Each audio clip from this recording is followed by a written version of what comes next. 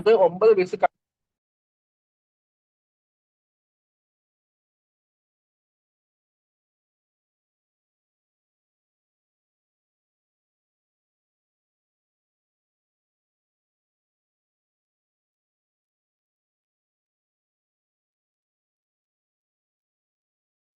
Good evening. Welcome, Dr. Kaushik. Hi, good evening. Hi, Doctor. How are you? Good, thank you. I Nice to just have wanted you. to check Yes, the Doctor. slides. I'll be sharing directly, right? Yes, Okay. there is share button there, the usual.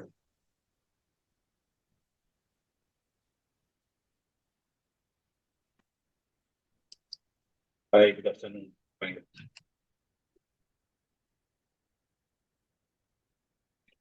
We'll start at 4. I think yours will be the first session. Sure, Hi, sure, sure. Dr. Mohammed. Yeah, hi.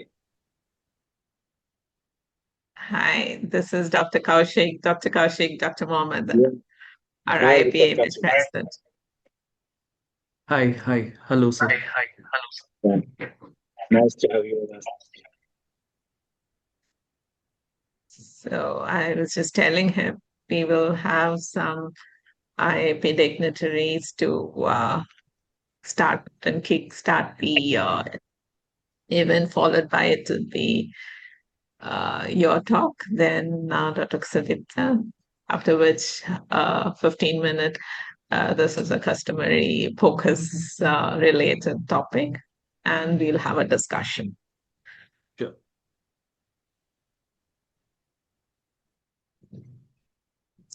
You're from Tamil Nadu, Doctor? Yeah, I'm from Tamil Yeah, I Nadu. noticed in your I'm based CV. in Bangalore now. Yeah, that I know. Mhm. I noticed in your CV how you landed in Bangalore. You're settled in Bangalore now? Yeah, right now. Now I'm in Bangalore for the last 2 years. Ah, okay.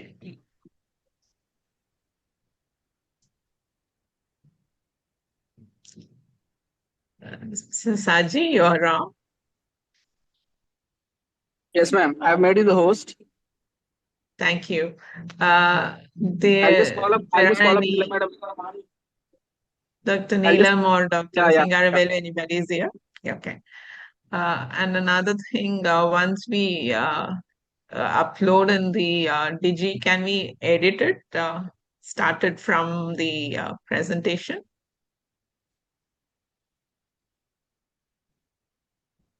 Because this conversation and all is recorded. You can just edit it when you upload it and then put some hashtags also because the last one for me to search in the YouTube was difficult. I noticed Dr. Sudipta here. Hi, Okay, Dr. we'll do. We'll do. Sudipta. I know that I'll do. How I'll are you? ensure that we take it from the session's beginning. Okay, thank So, you. Or maybe the AP dignitaries communication was fine. This in between while we're waiting for 4 o'clock, you can edit it. And the hashtag also. I will discuss this later. Welcome, Dr. Sudipta. thank you very much. Thank you. It's an Nice absolute meeting pleasure you. and honor. Can you hear Hi, me? Dr. Ho. Yes, it's very clear. Hello, Dr. Mohammed. How are you? Yeah, You have been my first point of contact, actually. yeah. Very nice I'm just meeting waiting. all Yeah, of you through the screen. yeah. Nice meeting you too, Doctor.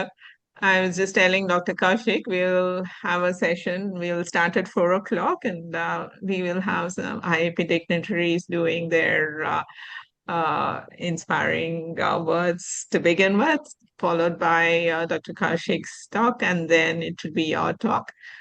And then Fantastic. we'll have a discussion after a small segment on the focus. This would be the roadmap of what today's talk is going to be.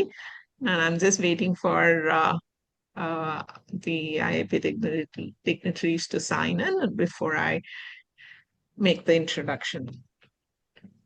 In the Dr. meanwhile, Raghunathan, where are you? Are you speaking from India or Yes, Bahrain? yes. Where are you? No, Mr. I'm Benito from speaking from uh, Bangalore.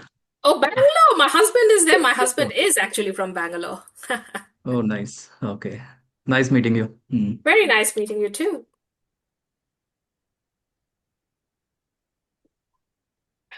So, Mr. When you will be planning to visit Bahrain again?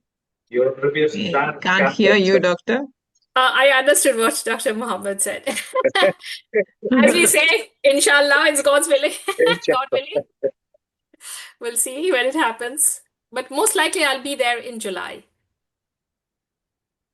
July. So you need to be ready for the weather. It's a little bit hot in July. Yes, but it's fine.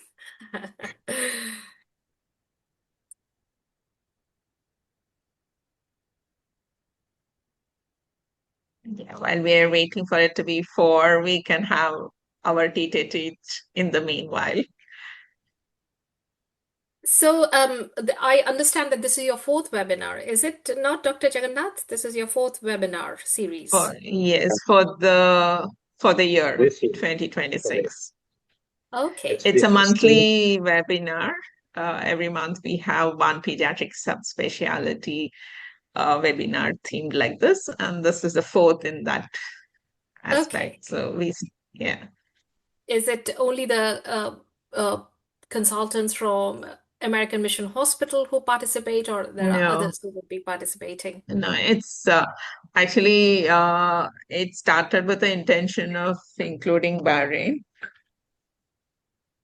Uh, and we have spread beyond the borders of Bahrain in Middle East, and this was a tie-up with IAP, and Mhm. IAP, of course, brings in with it the body of 50,000 consultant Consultants, pediatricians of of course. India to it, and the budding pediatricians who are PG students and such.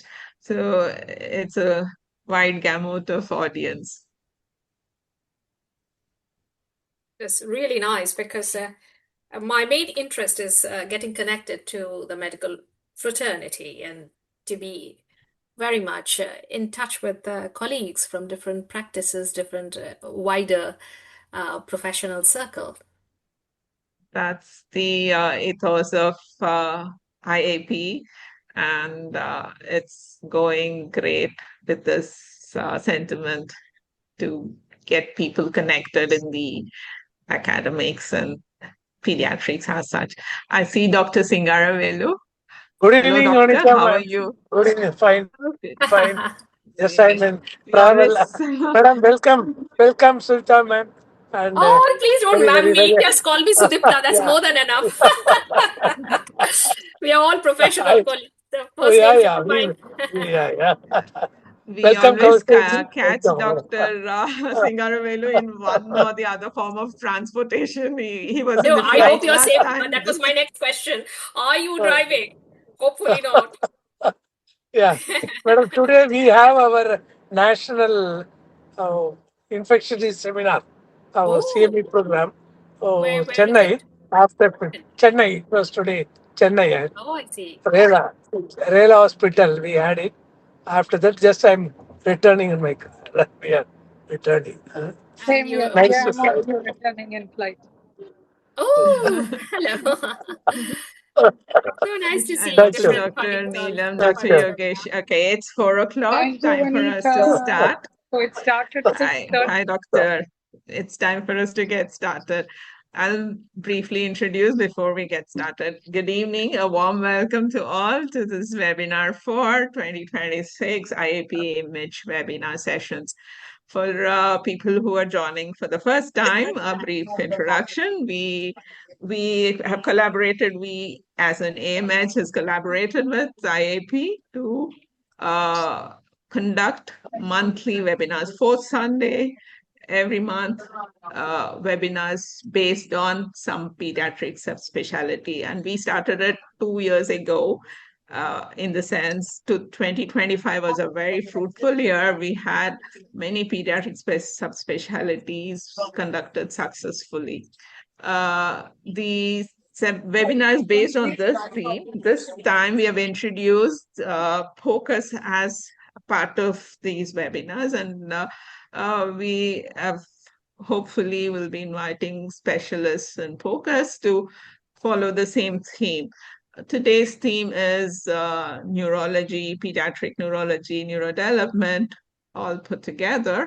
And I am glad here to have Dr. Neelam, Dr. Singaravelu, Dr. Yogesh, as always, with their encouraging presence, no matter which form of the transportation they are in. They're waiting to catch a flight, they're driving, they're always there on the fourth Sunday of every month to support us. And their encouraging presence has been the motivation for this webinar.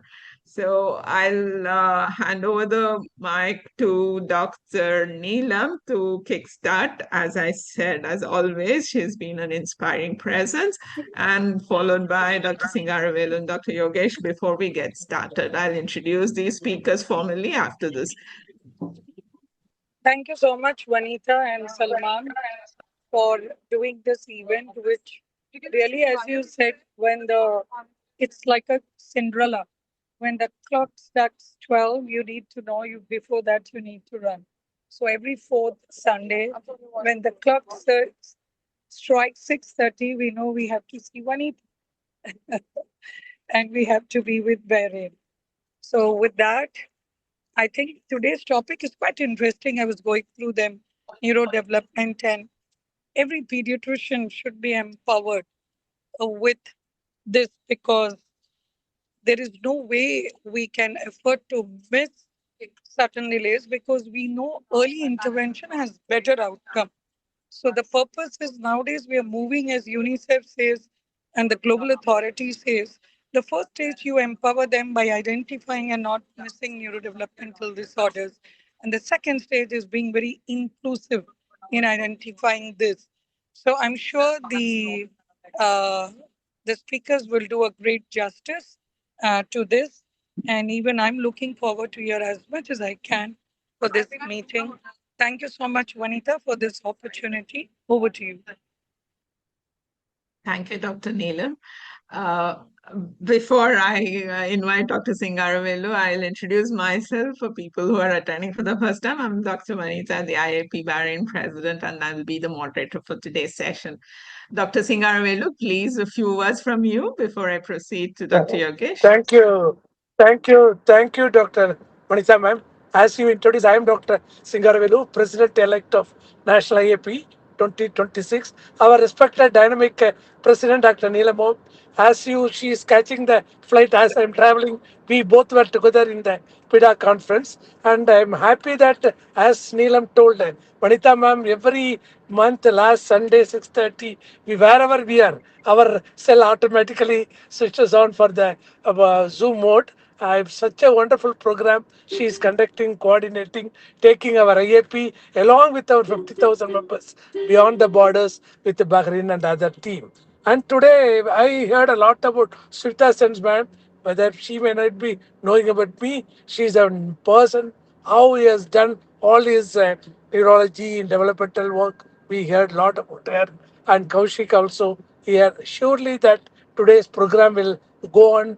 And madam, all our people are joining in our Digi app. Our president has brought IAP Digi app. So they will be seeing through that. They will not be visually not seen, but they will be joining there, and it will be recorded. People will be able to watch all the proceedings whenever they are free. That is the facility our AAP now we are having. So with this, I wish today's learning will go on very well, and we also will be there to learn from you all. Thank you, madam. Over to Vanita, ma'am. Thank you for giving this opportunity. Thank you. Thank you, Doctor. Thank you. Dr. Yogesh, few words from you before I proceed. Thank you, dear Dr. Vanita ji, and respected President Dr. Neelam Mohan Madam, Dr. Singarulu sir, Dr. Muhammad Islam, and all the dignitary here, Dr. Sudipta and Dr. Kaushik.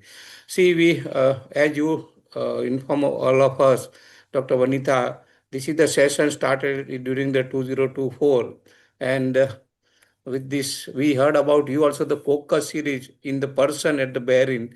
So you are there for the focus always. And we also conducted the focus in the NNF Gujarat and our critical care also. So this is a moreover a very important topic for the everyone to day to day use in the critical situation in the NICU or the PICU. So thank you very much, and congratulations to continue this program. Thank you, and Sudipta and Kaushik, over to you. Let us have a happy learning today. And see, our IAP is already always dedicated. Dr. Neelam is traveling, Dr. Singaru is traveling, always on the foot, everywhere, every Saturday, Sunday, weekend, and hard work going in the all the leadership at the global level also. Thank you. Thank you, Dr. Yogesh. Dr. Ranjan, our international liaison, the person behind the whole Yes. program, is unavailable today to attend. Probably he's busy with some other commitments. So now, as I said, we'll get Dr. started. Vanita, Thank you Dr. all Vanita, for the Dr. Vanita, I Dr. just have Mohammed one. Salman, Hi, Yeah, please. I just have Salman. one. We Yeah, deserve I your just space want for a lot of to times. one Now you can announcement. go ahead. No, I just have one announcement. That this month we start the first Bahrain Pediatric Association, and I think we will be more than happy also to collaborate the Bahrain Pediatric Association with this scientific collaboration between the IAB and the AMH in the future. The board of the Bahrain Pediatric Association, head by Dr. Amal Dailami, she will be the chairman, and Dr. Khadija Al-Ula, she will be the vice president, and I am the general secretary. Dr. Zainab and Dr. Muhammad Nasif are the board members. So this is the first time in Bahrain we established the Bahrain Pediatric Association, and I'm sure this will be a good opportunity for more collaboration between the IAB and Bahrain also in the future. Thank you, Dr. Mohammed Salman. I don't know, it's only me or others. You're not very audible for me, but Yeah, yeah. I don't. So that was So, the echo, Dr. Salman. That was the echo. So we are not able to proper convey the Hear you message. very yes, clear. sorry. Yeah, very clear. Maybe you can If you fix just it by the time we reach can you just again. announce you can just announce the Bahrain Pediatric Association. Yeah. Yeah. Uh, just for the benefit of the audience who probably didn't hear him very clear, he was talking about Bahrain Pediatric Association, which was conceptualized recently, and he's the man behind many of such associations in and around Middle East. So we'll hear more details after there is clarification there. Okay, thank you all for your inspiring words. Let's proceed with today's topic. As I said, I am Dr. Vanita. I'll be the moderator for today's session. This is our fourth webinar for this year. Today's subspecialty is pediatric neurology. So let me introduce the speakers who we have been chit-chatting in the meanwhile. Dr. Kaushik, I don't see him here. Okay, Dr. Kaushik is a consultant neurologist in Manipal, Bangalore. He is going to talk about case-based approach to children with development delay. This will be followed by Dr. Sudipta Sen. I'll introduce her after his session. We will hear from Dr. Can you sign in, Doctor? You can share your slides. Okay.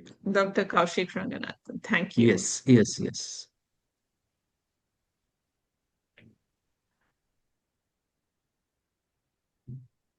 Okay, just I wanted to confirm if my audio is Yes, okay Doctor, and your are audio we and you are in.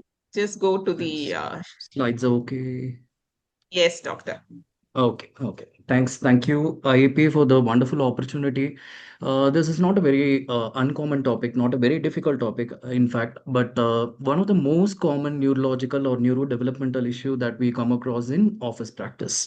Instead of just going through the basics or theoretical aspects of developmental delay, what we are going to see is the first half of the presentation, maybe the first 15 minutes, we will concentrate on the basic norms and rules, what we have to understand about the development. And second is very simplified stepwise approach. What It's not a very standardized theory which you will find in textbooks, but it is what many senior pediatricians, pediatric neurologists, and developmental pediatricians in India have been advocating in multiple ways. And this is one approach that we all follow, very simplified. And towards the second half of the talk, maybe the remaining 15-20 minutes, I'll be going through simple examples so that we can work out the steps in practical basis.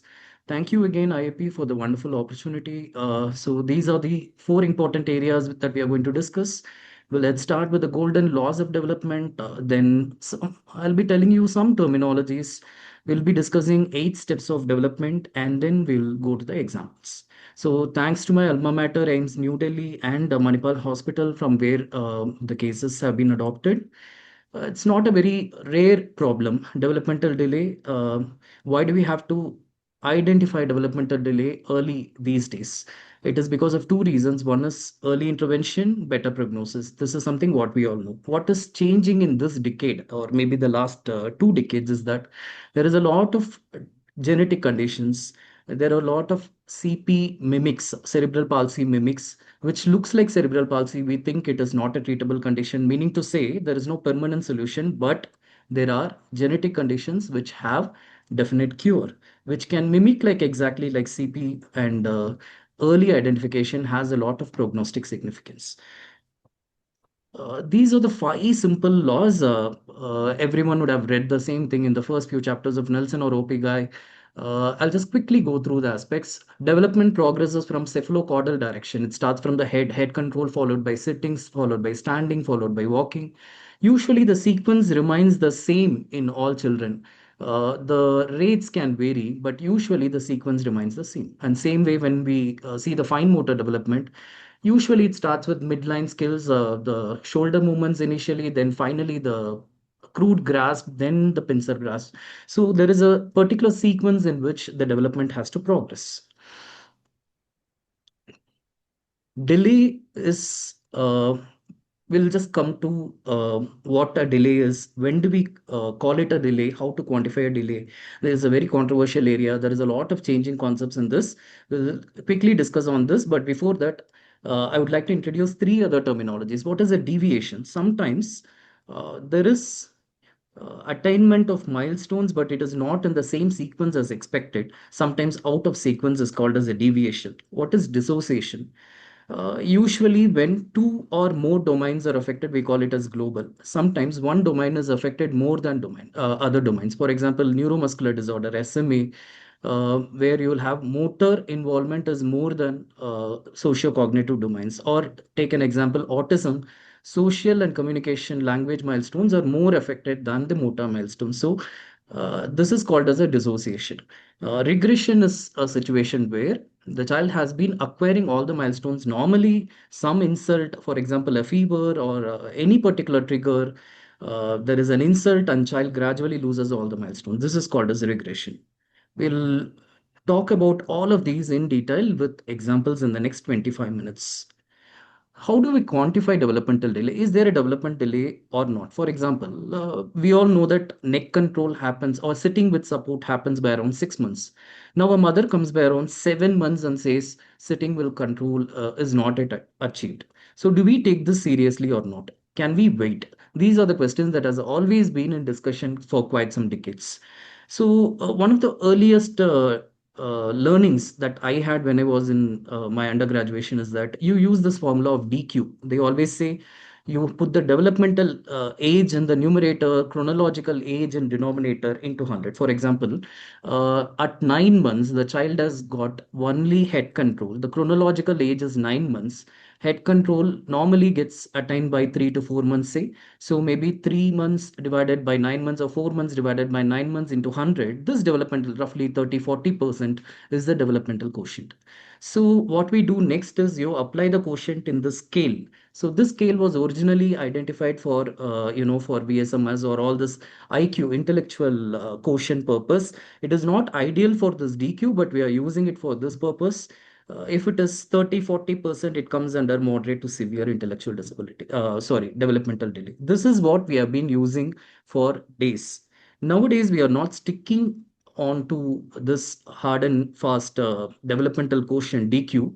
We are just going with the rest of the practical purposes. I will tell you what exactly it is. What are the domains that we are talking about?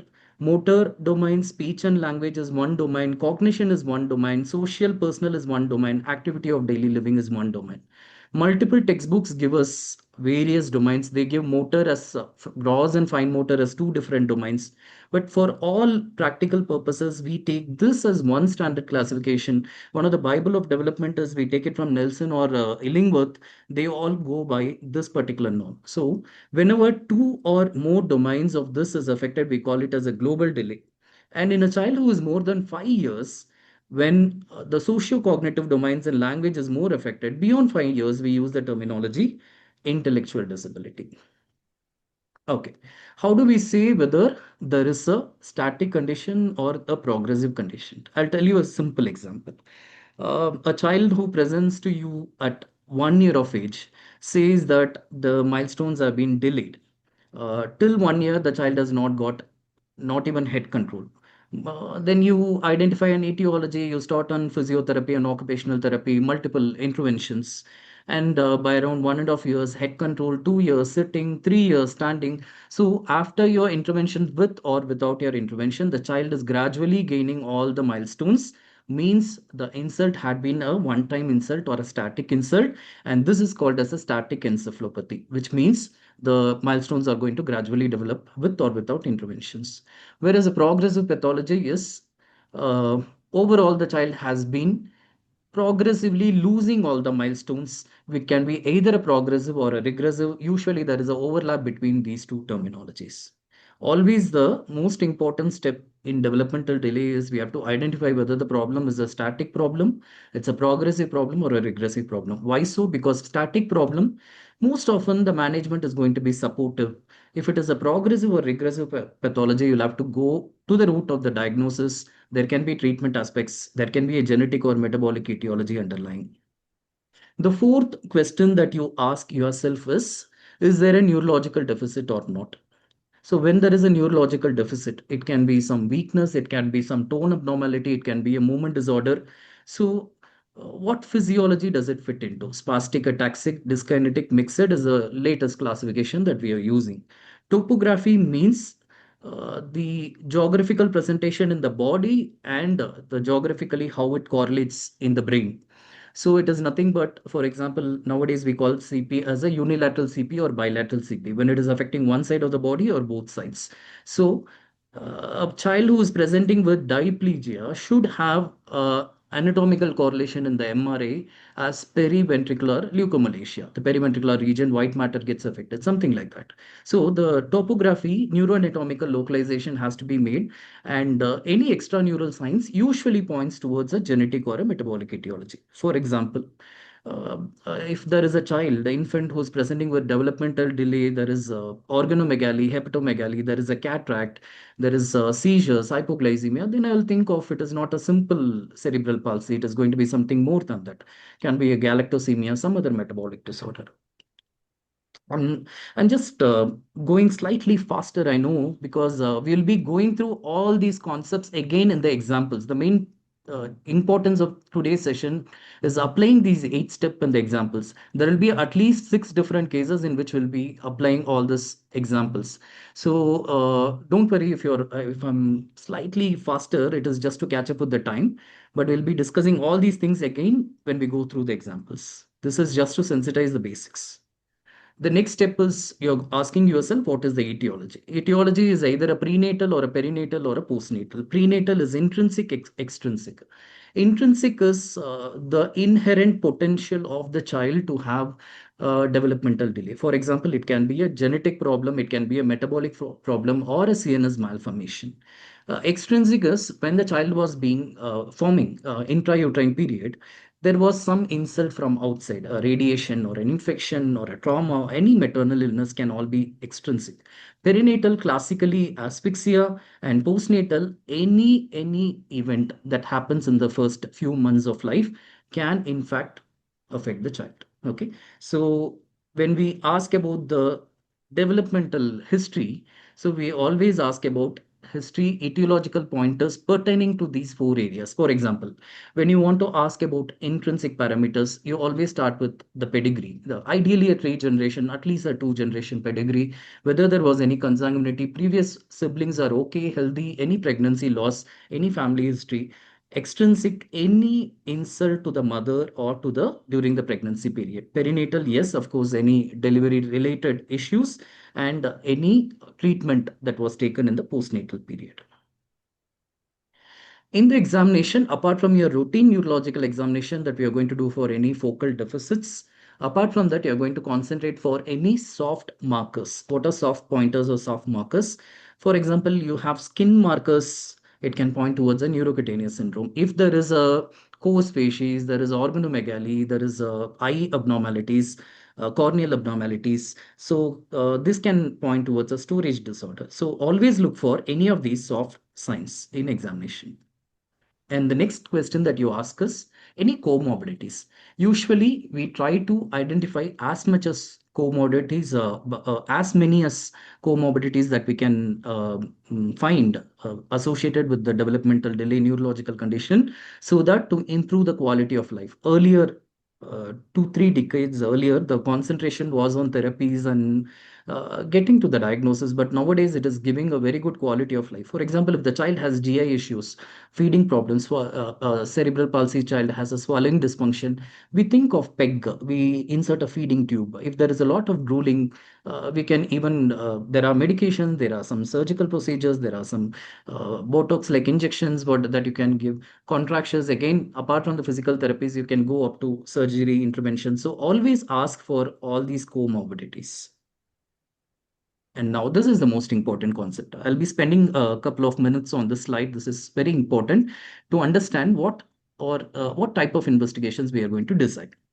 A child coming with developmental delay has got one of these four findings. One is neurological deficit, definite weakness.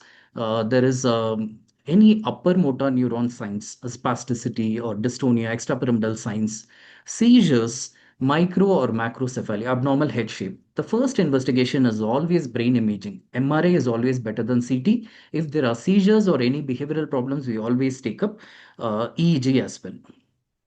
Now let's see, there is a child with developmental delay, but in addition to the neurological deficits, of course, if there are neurological deficits, we go for MRI. But in addition to that, the course has been a fluctuating course, on and off course, periods of well-being in between. A child has some insult, everything, all the milestones are lost. Some regression again starts gaining milestones, that type of course.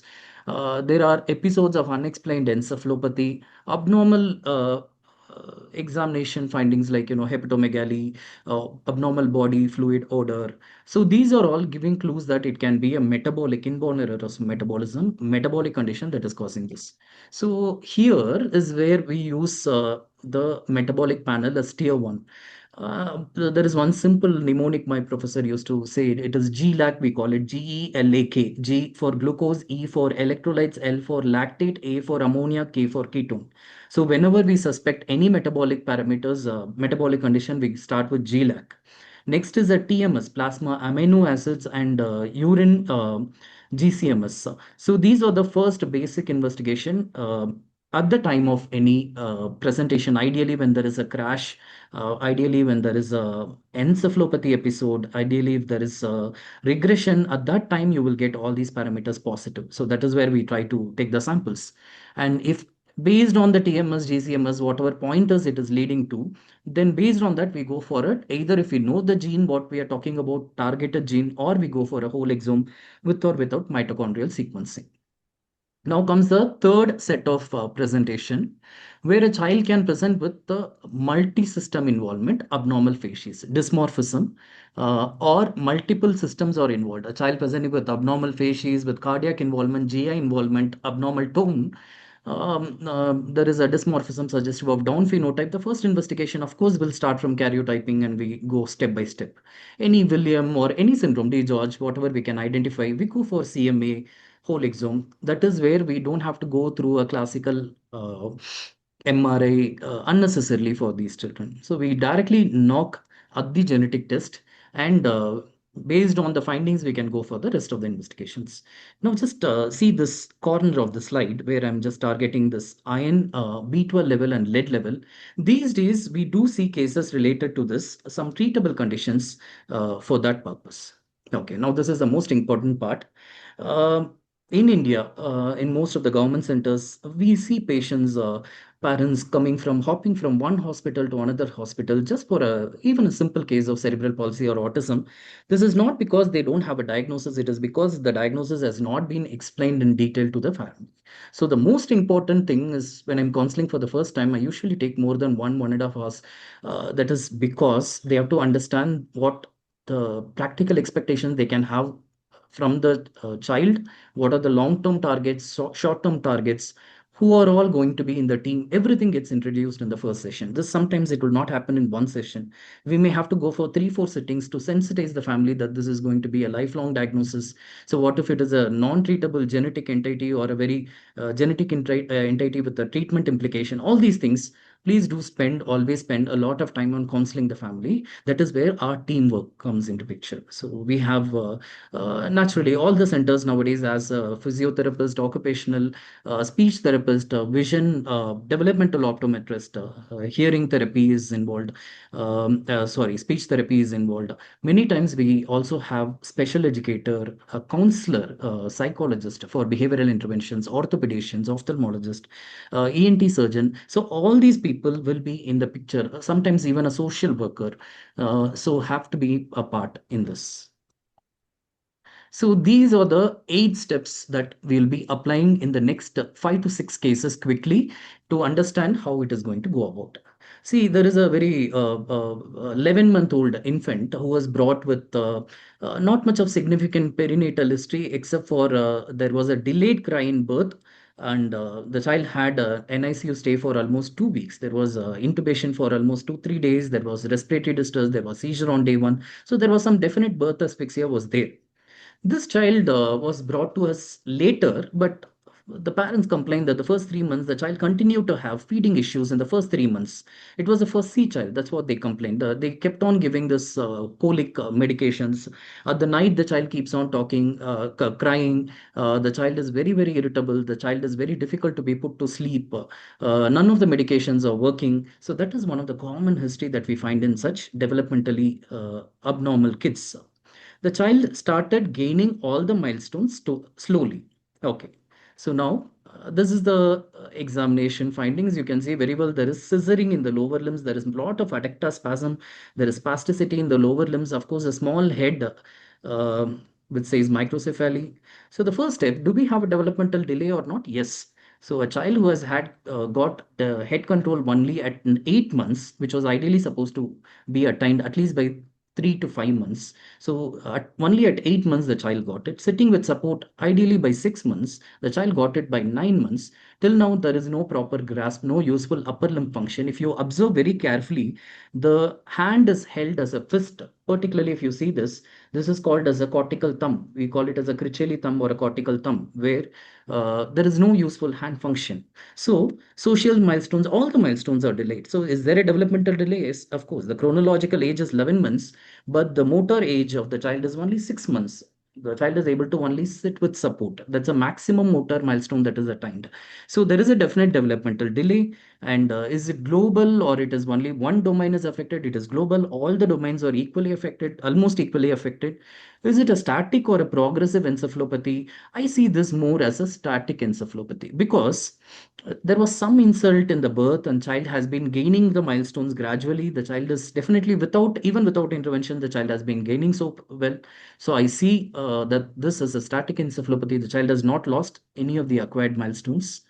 Are there any deficits? Yes, the child has weakness, the child has spasticity, there are some early contractions, there is quadriparesis, no extraneural signs. Etiology, what we can assume is probably birth asphyxia. We cannot be very sure, but yeah, we are targeting it could be birth asphyxia. Associated things, if there are any other associated abnormalities on examination, detailed examination, we got all these findings. So what will be the first investigation? The child has neurological deficit, there is head size abnormality. The first investigation should always be in brain brain MRA in this child. Of course, we go for vision assessment, hearing assessment. EEG is not compulsory. No, we don't do it unless there is a seizure. We will initiate all the interventions. How do we make a diagnosis, final diagnosis in this child? It's a global developmental delay with static encephalopathy, spastic quadriparetic cerebral palsy, probably secondary to birth asphyxia. We are not yet very sure, and vision impairment, microcephaly, or associated abnormalities. This is a very straightforward, simple presentation of a cerebral palsy case. We call it as a cerebral palsy because there is some insult during the developmental period. It is a disorder of the motor system. There are some abnormalities in the tone. Child is not able to maintain the posture. There is some movement problems. So, this is a static encephalopathy. The child has been gaining all the milestones. What were the clues that the child was going to have cerebral palsy?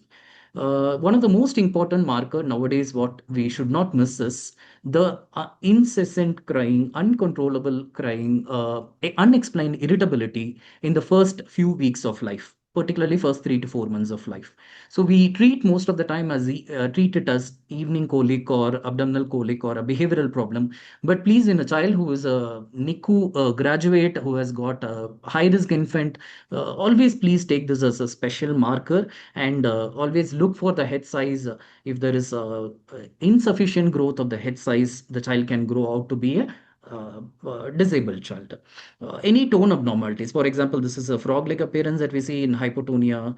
This is a jug handle appearance we see in hypotonia. This is a rugger doll appearance, we call it in hypotonia, or a scissoring kind of thing that you see in hypertonia. A child with spastic diplegia, the lower limbs are more involved than the upper limbs. Upper limbs are slightly better. The child wants to move forward.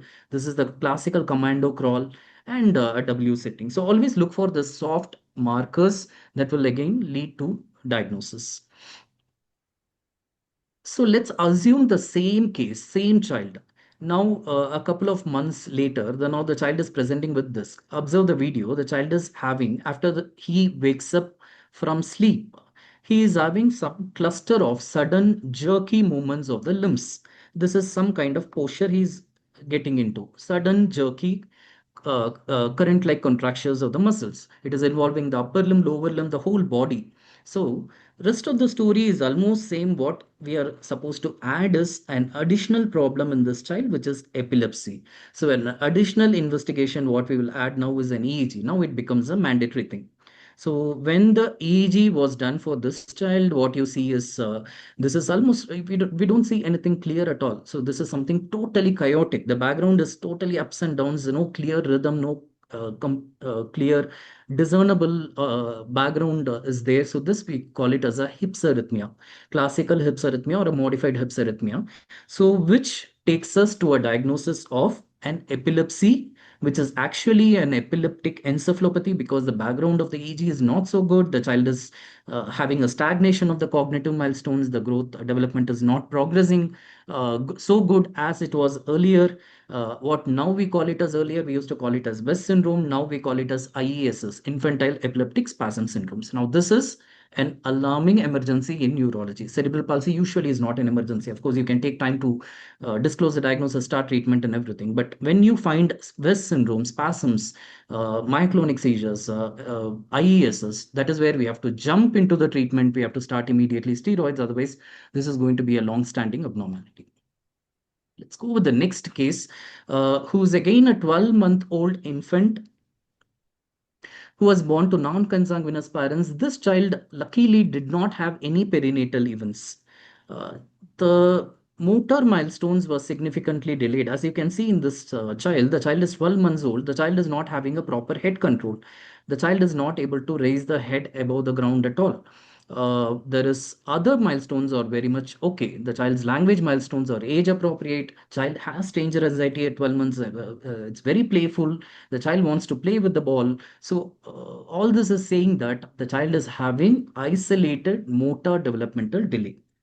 What was seen in the examination, if you can see this carefully, I don't see any anti-gravity movement of the limbs. The child is not able to, just carefully observe, the child is not even able to lift the arm above the ground, which means the weakness is very severe. So this is pointing towards a LMN pathology, lower motor neuron pathology. When the weakness is disproportionately higher, it is usually a lower motor neuron pathology when it is associated with hypotonia. So this child did not have reflexes. Later on, the child went on to develop, on follow-up, the child went on to develop this contractions, severe contractions. So this is not the same child, but something important finding on the tongue. When you observe, there are some fine fasciculations that you can see in the tongue. So very severe weakness, hypotonia, areflexia, tongue fasciculation, all this is pointing towards one particular area, lower motor neuron. So is there a developmental delay? Yes, developmental delay is definitely there. Which domain it is? There is a dissociation here. It is not a global delay. Motor developmental delay is there. Is it a progressive or a static pathology? We are not very sure. We will write it as we are not very sure. But the child seems to be losing day by day. The child is not at all gaining any milestones. Till now, 1 year, the no head control also, and not in the trend of gaining any milestones. That's why I've termed it as a progressive pathology. Deficits, yes, definitely, and these are all pointing towards a lower motor neuron pathology, most probably anterior horn cell, because fasciculations and areflexia is a feature towards anterior horn cell. So this is where when you get a lower motor neuron pathology, it is more probably a more so a neuromuscular pathology. The first investigation has to be a CPK. Muscle enzyme has to be sensed. We know anterior horn cell pathology. Usually, what is more common is spinal muscular atrophy. So we can go for a targeted gene testing in this child. This child, we will never do a MRI. There is no use of getting an MRI in this child. NCS EMG can be supportive, but it is not going to add anything more to the diagnosis. So what when we did the MLPA of multiplex ligation, this is the report. So there were SMN copy number, SMN1 gene, it was 0. So which confirms the diagnosis of spinal muscular atrophy. So this case is slightly different from the other previous case because totally the localization changes to lower motor neuron lesion. There is no point in going with MRA, EEG. Here we'll have to go for a muscle enzyme and targeted genetic testing. So, 5-year-old boy, again, no, not much of perinatal events. He has been having all normal motor milestones, is what I understand. But he is not able to have age appropriate social language milestones. For example, see, at 5 years, he is able to speak only simple sentences. Like 2 to 3-year-old child can do this. He is not able to ask that what and why, what is the meaning of words, all these sentences, statements he is not making. In addition, the child seems to have seizures, a lot of behavioral problems, few autistic features, hyperactivity, and on examination, unless we strip the child, we don't see these findings. So there were some facial lesions, some hypopigmented macules, and the on the back there was shagreen patch. This is adenoma sebation. So is there a developmental delay in this child? Yes, there is a developmental delay. It is more involving the social and cognitive domain. So when it is involving social and cognitive domain, more than 5 years, we can call it as intellectual disability. There is a dissociation, yes. Is it a static or a progressive pathology? The way he has been gaining all the milestones with interventions, with speech therapy, with special educator, with occupational therapist, the child has been gaining milestones. So far, it looks like a static pathology. It can change. Any neurological deficits, he did not seem to have any much weakness, but he is having a lot of skin signs. So it is all pointing towards involving the brain and the skin is neurocutaneous syndrome. So we all Have know 5 very minutes. Sorry to it's stop you. Have almost five a minutes. spotter. It's a tuberous classical case of a tuberous sclerosis, which has epilepsy as a common association and the stand neuro, where we have a lot of autistic features, hyperactivities. So tuberous sclerosis associated neurodevelopmental disorder is a very common problem. Now, what do we go with? Of course, this doesn't need a genetic diagnosis because we know what it is. Of course, for the sake of the family, for the next pregnancy and all, you can go for genetic testing. But what is needed is you do a syndromic evaluation. When a MRA was done, there were a lot of cortical, subcortical tubers where they all this hyperintensities, what you see in this flare sections are all tubers. And when a CT was done, you can see some white dots in the subependymal areas. These are all calcified subependymal nodules, and probably I don't know if there is a SIGA. This seems to be like a growth. This seems to be like a SIGA. Okay, a couple of two other cases. Do we have time? Do we have 5 minutes, Dr. Manito? Yes, doctor. Let's make it 5 minutes. Yeah. Okay, exactly 5 minutes.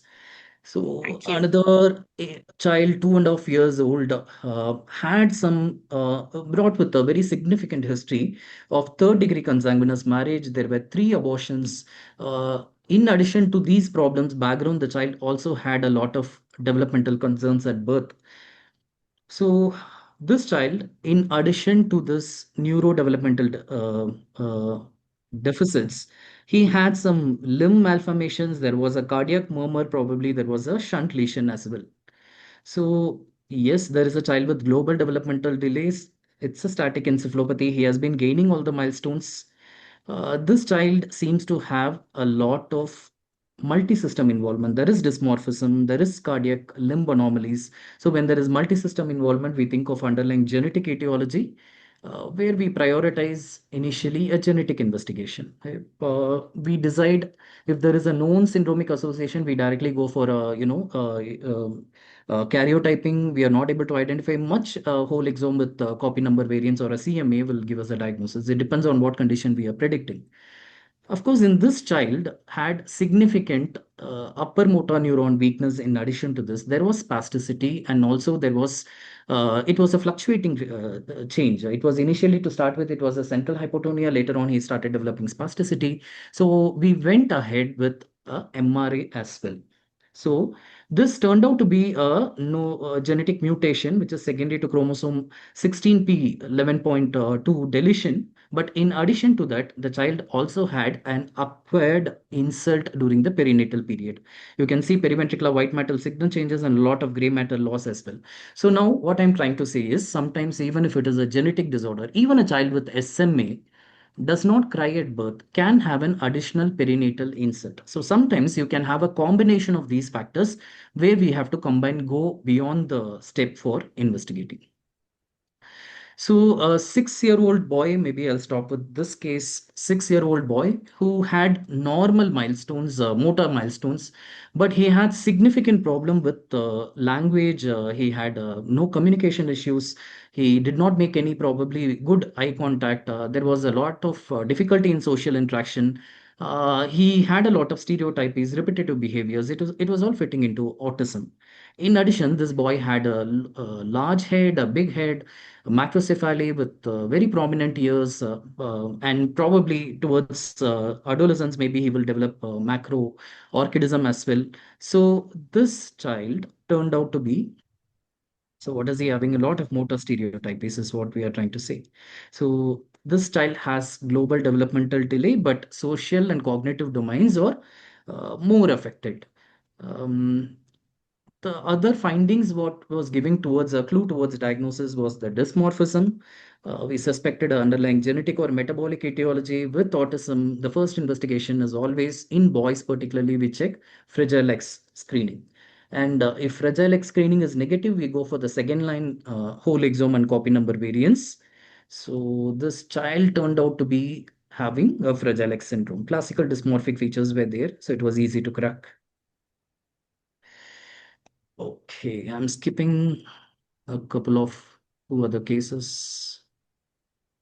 Okay, sometimes we do come across conditions like this infant, a very healthy growing infant, but was brought with generalized tremulousness. Overall, the body was shaking. There was generalized tremulousness all over the body. turned out to be an infantile tremor syndrome. So this is totally a treatable condition. Once you start treatment with B12 and supportive therapy, there is a very massive, significant improvement in the milestones. So always, whenever there is a child with developmental delay, do not order investigations as a blanket thing. So try to localize the etiology, try to go for a topographic localization. Do not order genetic test unless we have the soft pointers. So for example, whenever we are ordering for a specific genetic test, for example, suspected mitochondrial, we need to feed the geneticist with some basic 3-4 information. The MRA was suggestive of league-like phenotype. The lactate was high. The CPK was slightly more high. There was a lot of missed abortions or some bad obstetric history. All these pointers, unless we don't provide to the geneticist, they don't look for it, or they need not look for it actually. So don't we should not treat whole exome or a genetic test as a CBC investigation. We'll go stepwise.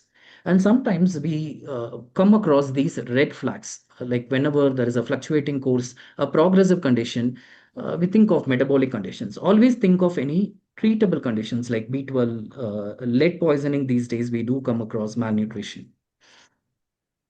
Yes, thank you.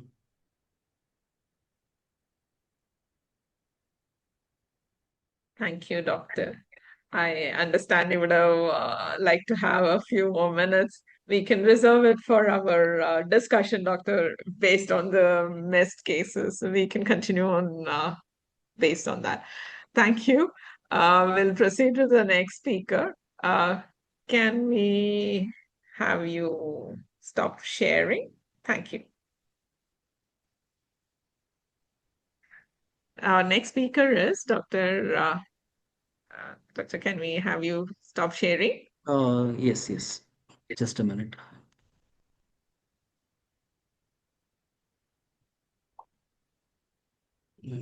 Just trying to wait. How do I stop sharing? Okay, I think we'll let the next speaker start sharing. Maybe it'll automatically stop sharing.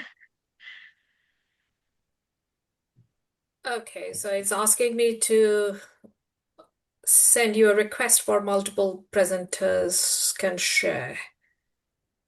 I think when you start sharing, I'll hopefully end his share.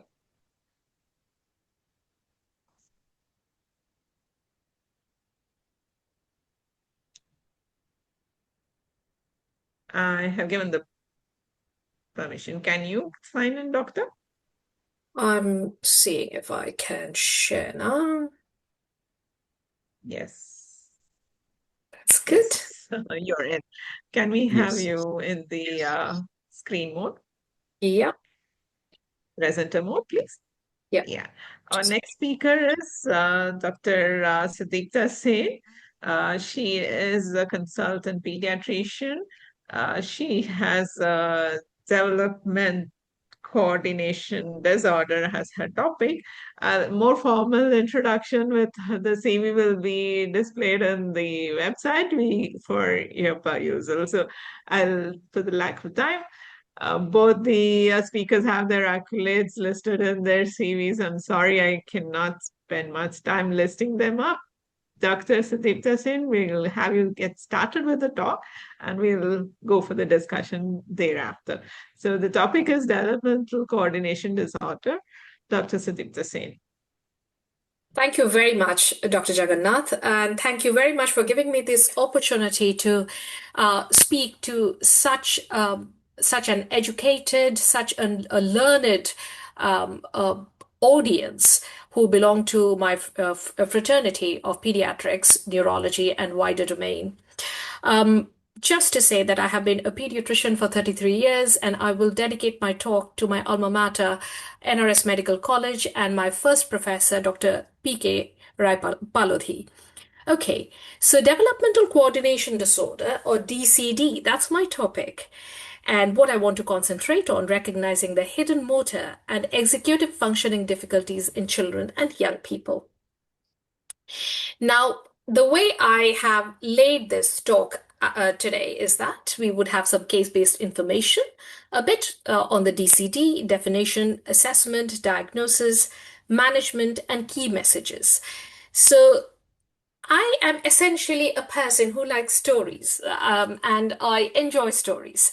So I'll talk about Leo. These are all real children who I have seen either in my private patient or in my NHS as the clinical lead for Richmond Community Pediatric Services, part of Kingston and Richmond NHS Foundation Trust.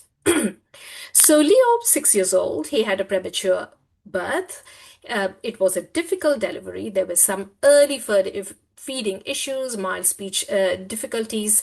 He did not, when you take the history, we are a specialist service, so we will only take referrals from either the GP, specialist health visitor, specialist nursing team, or any other healthcare professionals, speech language physiotherapists, etc., or from the nursery nurse.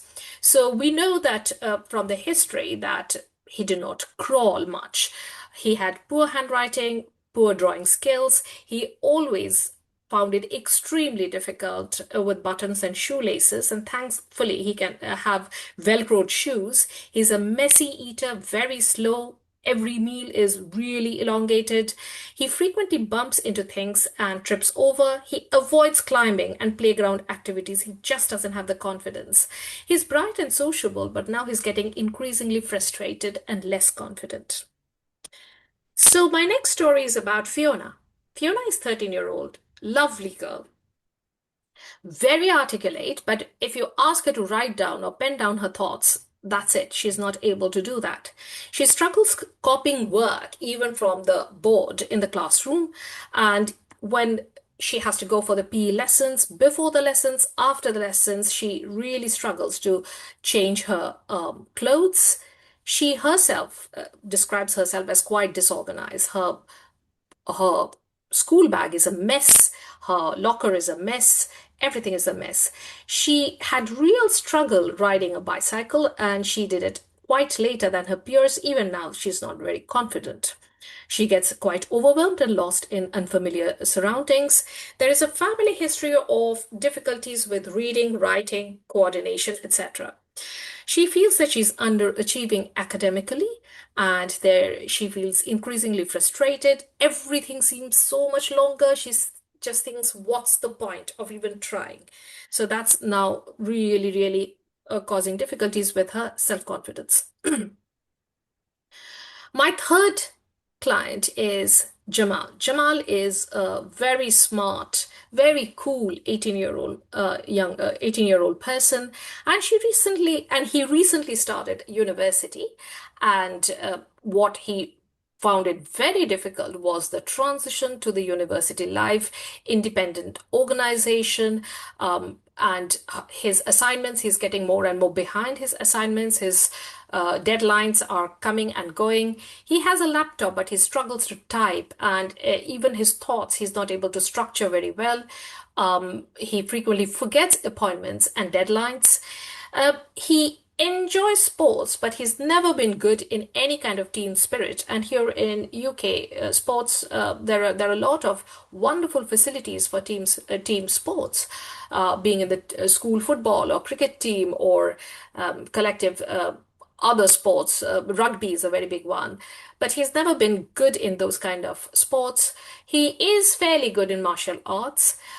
He is a nightmare at losing his lanyard, AirPods, blazer, travel card, house keys, completely unreliable, frequently late for any kind of lectures, and he's been given some kind of warning. He gets quite anxious and overwhelmed in noisy environment. He often misses any kind of appointments, even with, say, he had to do a routine checkup that he had to present himself from during the initial induction period. He missed a lot of them. He just couldn't find his way around. A lot of anxiety, frustration, and low self-confidence. Amira, 9 years old. She's already got a diagnosis of ADHD, very, very sensory driven, very fidgety, hypermobile. She does not like to read at all, and homework is a nightmare because she does not want to write anything. She struggles with not only handwriting, but staying seated in the classroom. She dislikes anything, even like crafts, DT, which is design and technology, which they have started, any kind of practical classroom activities, because she is not very good with her coordination. She can drop, knock things over. And when people give her multiple uh, instructions, she finds it difficult to sequence. She finds it difficult to get started, finish it off. Again, very sensory driven, overwhelmed, and otherwise, she appears to be very smart, quite friendly, quite sociable. There's a lot of masking going on. And she is quite a different person when she goes home. She has explosive anger, and parents are really struggling with this. Is there a common trait in all these things? So that is what we want to really understand through the talk today. So, what I'm going to talk about is developmental coordination disorder. This seems to be the singular thread that is actually touching the multiple domains that I have talked about so far.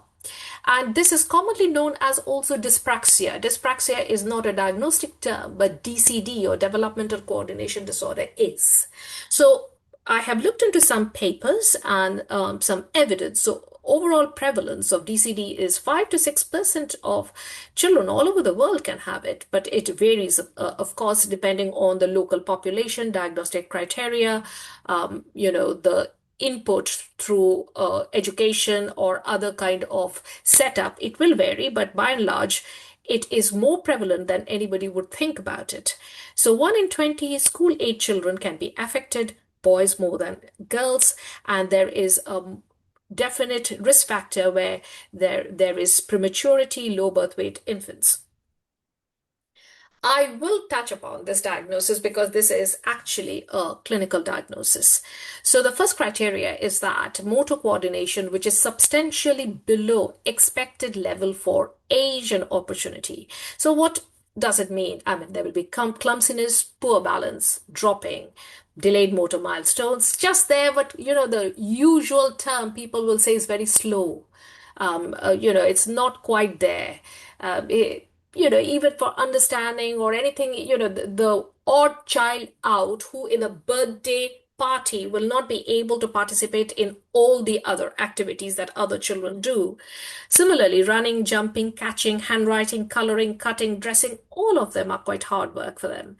We also look at how it interferes with activities of daily living, how it is impacting the school and academic function, how it is impacting the young person's ability to participate in sports, in collaborative play with other peers, and how it's possible to manage it and have a fair amount of independence in daily living. The criterion C is that the symptoms should begin early on. It is not something that suddenly you decide 12, 13 years of age that this is something new, because it shouldn't be something new. It should have been there niggling all the while. People knew all about it. Maybe the child was managing so far. Maybe people thought that, oh, that's fine. He's extremely good in maths. It doesn't matter if he's not that good in his spellings or in his writing, or, if he can't cut his cardboard greetings card with a pair of scissors, it's okay. And he's a boy child. He doesn't need to do any kind of threading or any kind of needlework, so that should be fine, actually. So there are always some excuses here and there about it. So the difficulties cannot be explained by intellectual disability, visual impairment, also hearing impairment in many cases, neurological or medical conditions such as cerebral palsy, muscular dystrophy. So if any of these conditions are there, we cannot call it dyspraxia. We cannot call it developmental coordination disorder. So this is the definition, or these are the diagnostic criteria from DSM-5, or which is the manual from American Psychiatric Association.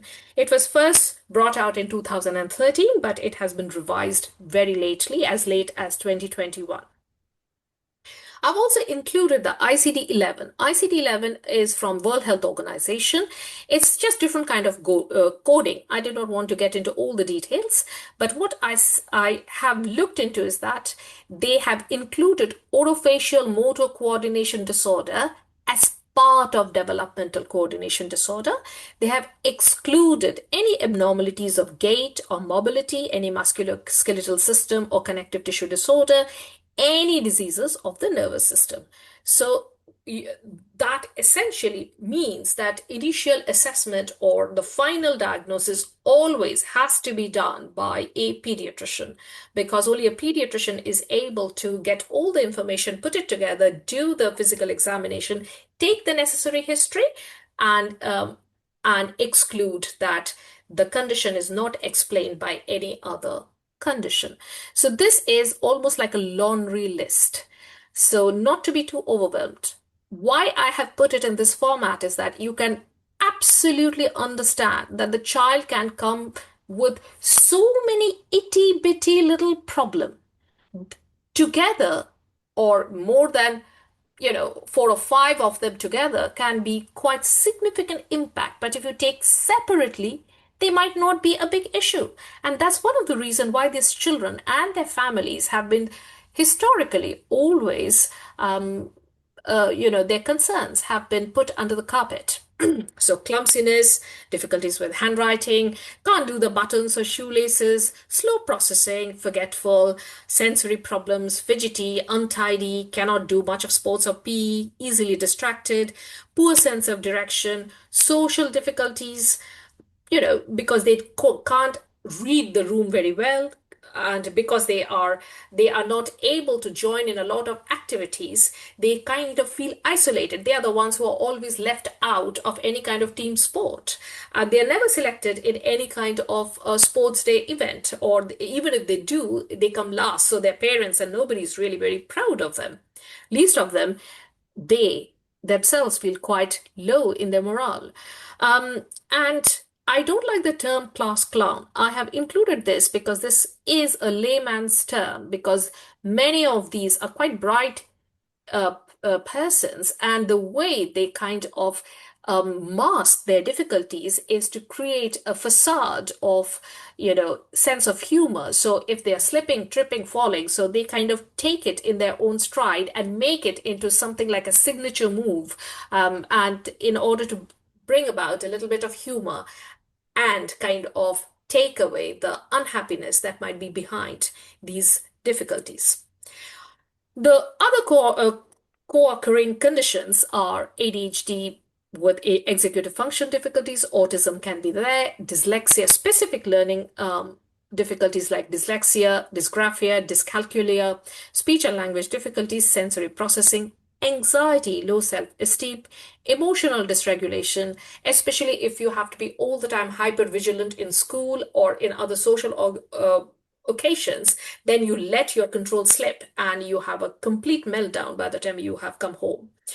Joint hypermobility and low muscle tone. Of course, learning difficulties of various range. You may not get a diagnosis, but you know that there is something there. They are always falling behind their curriculum. Social and peer relationship difficulties.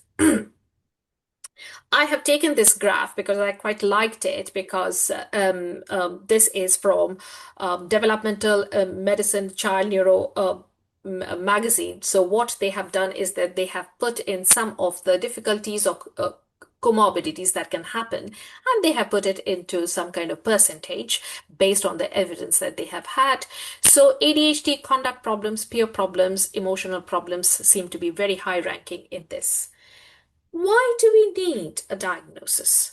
A, to actually understand that this is not a child who is lazy, who is clumsy, who in many ways they have been called stupid. And this is something that I have had from my own clients. It has broken my heart, but it's quite true. Then success is determined by shining. If you can't shine in any aspect or some aspects of your education or your personal life or your social life, it can really make you feel as if you're being left behind. There can be problems with work, and once the diagnosis is made, you cannot be discriminated against, and you can take the young person and the family can take any authorities to the tribunal, and also you are better able to cope with the stress caused by the sensory processing difficulties because you have created a kind of planner or understanding what works, what doesn't work, and educating others about dyspraxia, really. Lot of these young people can be very intelligent, creative, original thinkers. They can come with good problem solving, good verbal skills. They can be quite highly determined and hardworking. Some of them have to do double or treble the work that others do in order to get there. Have you seen some of those swans gliding very nicely on the surface of, say, a lake? Everybody sees the calm demeanor. Nobody knows the furious pedaling that goes under the water. So some of them have to work incredibly hard to get to the same point that others or their peers do not seem to be having so much of difficulty with. And they cannot really articulate how hard everything, every small step is for them. They can be excellent in some individual sports like swimming, running, if they get the right kind of support. That is, not everybody is lagging behind. So, there are ways and means that can be supported with rowing, martial arts. And again, if you give them the right, reasonable understanding, reasonable changes, reasonable accommodation, and proper structure, they can really, really thrive. And they have to offer tremendously in their personal, professional, educational, and social lives. A multidisciplinary approach is extremely essential for assessment. So, as I said, a consultant pediatrician, occupational therapist, physiotherapist, and possibly a speech and language therapist. But I've not included that person because there is something called a verbal dyspraxia, which can often go hand in gloves with motor dyspraxia, and that needs a specific diagnosis to be made by speech and language therapists, educational. Hello? Educational psychologist, and occasionally neurologist. I say occasionally neurologist because if there is a neurological problem and it is going down the neurology route, it is no longer the DCD route. So the assessment is, again, multi-setting and multifactorial. So you will have to look at, when you see the child, you have to exclude any neurological problems, anything that there is a rapid change or any deterioration, any kind of other medical conditions, obesity, hypothyroidism, genetic condition, joint problems, malnutrition. You should have a proper sensory profile in order to understand what works and what doesn't work for this child, whether there are other conditions like autism, ADHD, depression, anxiety, those kind of things should be taken into consideration, cognitive status, and that is where an educational psychologist can also be quite helpful if the child is falling behind and there is no specific reason why the child should fall behind the academics, and also observation, how they function in their day-to-day activities is very important. What kind of information that we need? We need activity of daily living. We need self-care, maintaining how they maintain themselves, their hygiene, their environment, their studies, the school productivity. How do they engage in any kind of leisure, sports, and other kind of games? That's very important.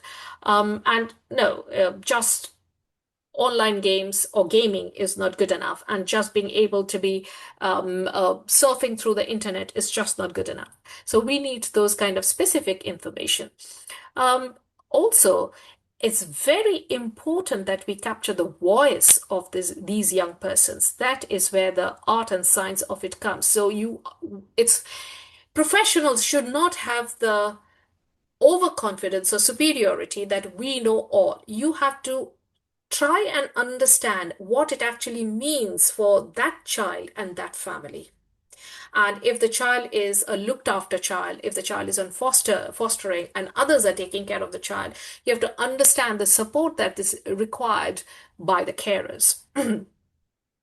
Because language is involved, you have to get as much of information there, and also the physicality of writing or typing, you need to assess, get information about that as well. What are the tools that are usually used? DCD questionnaire revised is used by the pediatrician, and movement ABC, or movement assessment battery for children, part 2, and BOT, which is the Brenning's or the Ozoretsky test of motor proficiency. That is very, very good, and that is more for complex, nuanced kind of presentation for older children, is very important. I'll go briefly through the tools, but to understand that if you get a score or below 5th centile, it is definitely going to be DCD. If it is not, there are other ways and means to come to a conclusion. So DCDQ revise is usually used by the pediatrician. It will look at fine motor skills, gross motor skills, motor planning and control, functional performance, and just rough guide, 75, there are out of 75 as a total score. The lower the score, more indicative or concern of DCD, and there are particular scores that I've indicated. It is based on the age cutoff. A movement ABC, it is done usually by occupational therapist and sometimes by physiotherapist. It takes at least 2 hours to do. It will look at manual dexterity, aiming and catching a ball or whatever, your balance. And this is where the percentile range is important, and how do you interpret it. Anything below 5th percentile and below is significant difficulties, consistent with DCD, no problem. Anything between 6 and 50, there is a risk or borderline difficulty. So you are kind of triangulating the movement ABC information with the pediatrician's information, and then the pediatrician makes a final diagnosis. Above 15th percentile is considered as a typical motor performance, and even then you may still have to give a diagnosis. I'll come to that. Bot 2. So this is more nuanced and it is more detailed, and it is also something that can be used for older children and adolescents. Again, 2nd percentile or below is significant here. 5th to 5th percentile is an at-risk or borderline, and above the 16th percentile is a typical motor performance. So 15 to 16th, it's pretty good. It is pretty much same. So anything 15 and below is at risk, and 16th onwards, it's okay to have it, just about. So how do you come to a diagnostic formulation? You have to get all the information and see if they meet the criteria that I have already mentioned in DSM-5. If you see that from the history, you have got some real concerns and scores that is concerning you, I would not go too much by score. I always go by lived in experience and then match it with the score, of course. Then if you use any of the standardized tests, either movement ABC or bot 2, you have to use only one. But if you see in that, say, movement ABC, you've just got a cutoff which is a bit higher. So your DCD questionnaire says yes, and the movement ABC says maybe not, then it's better to do a second test, which is a bot 2, in order to come to the conclusion. These tests are not that sensitive, so at least 10% of the children you're going to miss, and you know that you're going to miss. So that is where the thoroughness of the information and the evidence that you have gathered, that would be, and the skill of the assessors is very, very important. I've included this very busy picture, not to go through it, but to show that there exists a kind of a document which is used internationally, just like a pathway flow, to understand the different layers of how a child can present, and which children you should actually go for DCD, and which children would be sidetracked going for other kind of assessments, whether it's a neurological, genetic, etc., etc.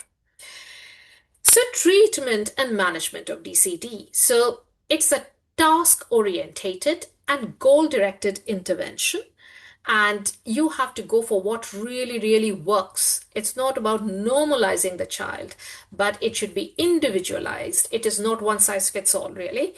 Child-centered, context, what is important for that child or that family, okay? And it should be practiced in real life environment. Don't do a kind of information leaflet and hand it over to the parents. That is not at all helpful. Many times our therapists can actually go to do home visits, or they will link very closely to the school, and school therapists and the school teachers are extremely important in giving us that kind of information, what can be a good intervention and reasonable adjustment. So going back to the children that we have had, so this is where I talk a little bit about them.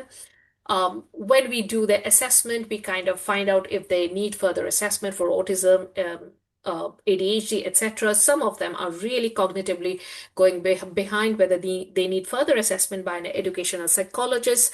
Some of the children, one of them is extremely fidgety and a sensory driven reasonable adjustment, like seating using fidget toys, having a kind of chair that supports the child to sit longer, to have a weighted blanket or a weighted vest used for a time, to have movement breaks, to be able to go out of the class, go to a sensory calming area, and then come back. These things are all reasonable adjustment. They can have special intervention where they can go have some regular physical exercises using some tools in order to develop their coordination and developing their tone, developing their dexterity, using grippers in pen, or not all grippers are good enough, using a specific screen for your laptop. And if it is really, really hard for the board exams, some of them can even have a scribe. So those things will be done and assessed by the professionals, and to see how it can be making a difference to this child. Okay, so neuromotor task training is something that is now specifically coming across as a collection of tasks that is geared especially for dyspraxia or developmental coordination disorder. And if they have got ADHD, they can have their medication. If they have got severe anxiety above and beyond, they can have emotional health support, cognitive behavioral therapy, depending on their age. If they're younger, then they can have art psychotherapy, or they can have, in some cases, animal use of animals. There are a lot of schools these days who have got a small dog who is, that little dog who are taken care by some key staff can act as a professional to support anxiety and promote well-being in a school setting. So every goal should be quite structured. When you've done the goal, you've planned it, you have actually done it, you check that it works, and then go back to the board. If something doesn't work, you should have the provision to have intermittent revision and go back to it. Cognitive orientation to daily occupational performance, or co-op, is something that is tying up your cognition and tying up the task that is required to your occupational performance. So, these are specific programs that are extremely helpful to give targeted support to the children based on their profile. The repetition of certain motor skills, small therapy groups, and encouraging them in lots of physical activities, even though they might not be able to shine. So, being patient, being inclusive, it's very important.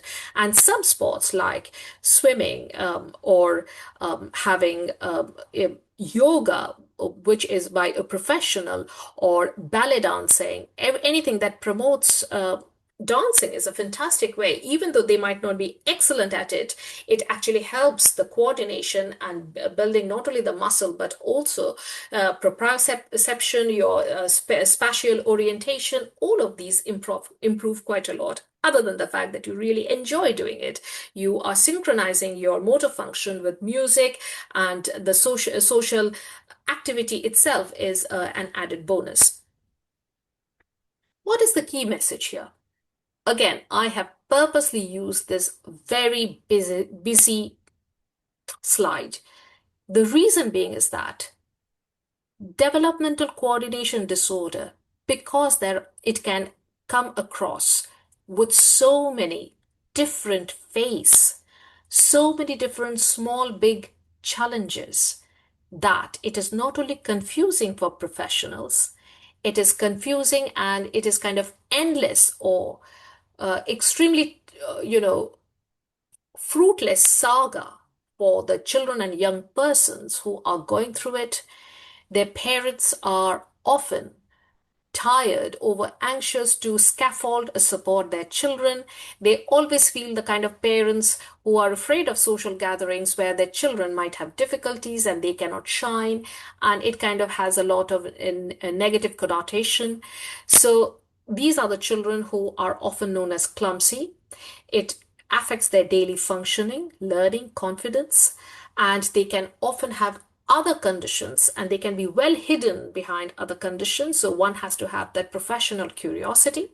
Functional impact, to understand how it impacts the child in different situations, is far more important than your isolated motor test scores. What happens if the child doesn't get a diagnosis of DCD? Does it mean that you're not going to intervene? No, because the whole message, that's the only take home message for all my colleagues here, is that do a very thorough job, do a multi professional job, have multi setting information, exclude thoroughly if there is some condition to be excluded, then make a very good management plan for the child with or without diagnosis so that they can get the right kind of support. It's not good enough to say yes or no DCD. It is important to understand the lived in experience of that child, respect the voice of the child and the family, and work together as professionals and allied healthcare professionals and educators, in order to be more inclusive, in order to build a very holistic and positive society.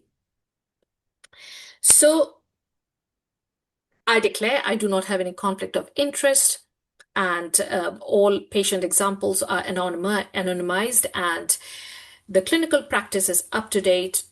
However, I would always encourage that all professionals would look at their local protocols and find out what is the individual practices that are evidence-based in your area.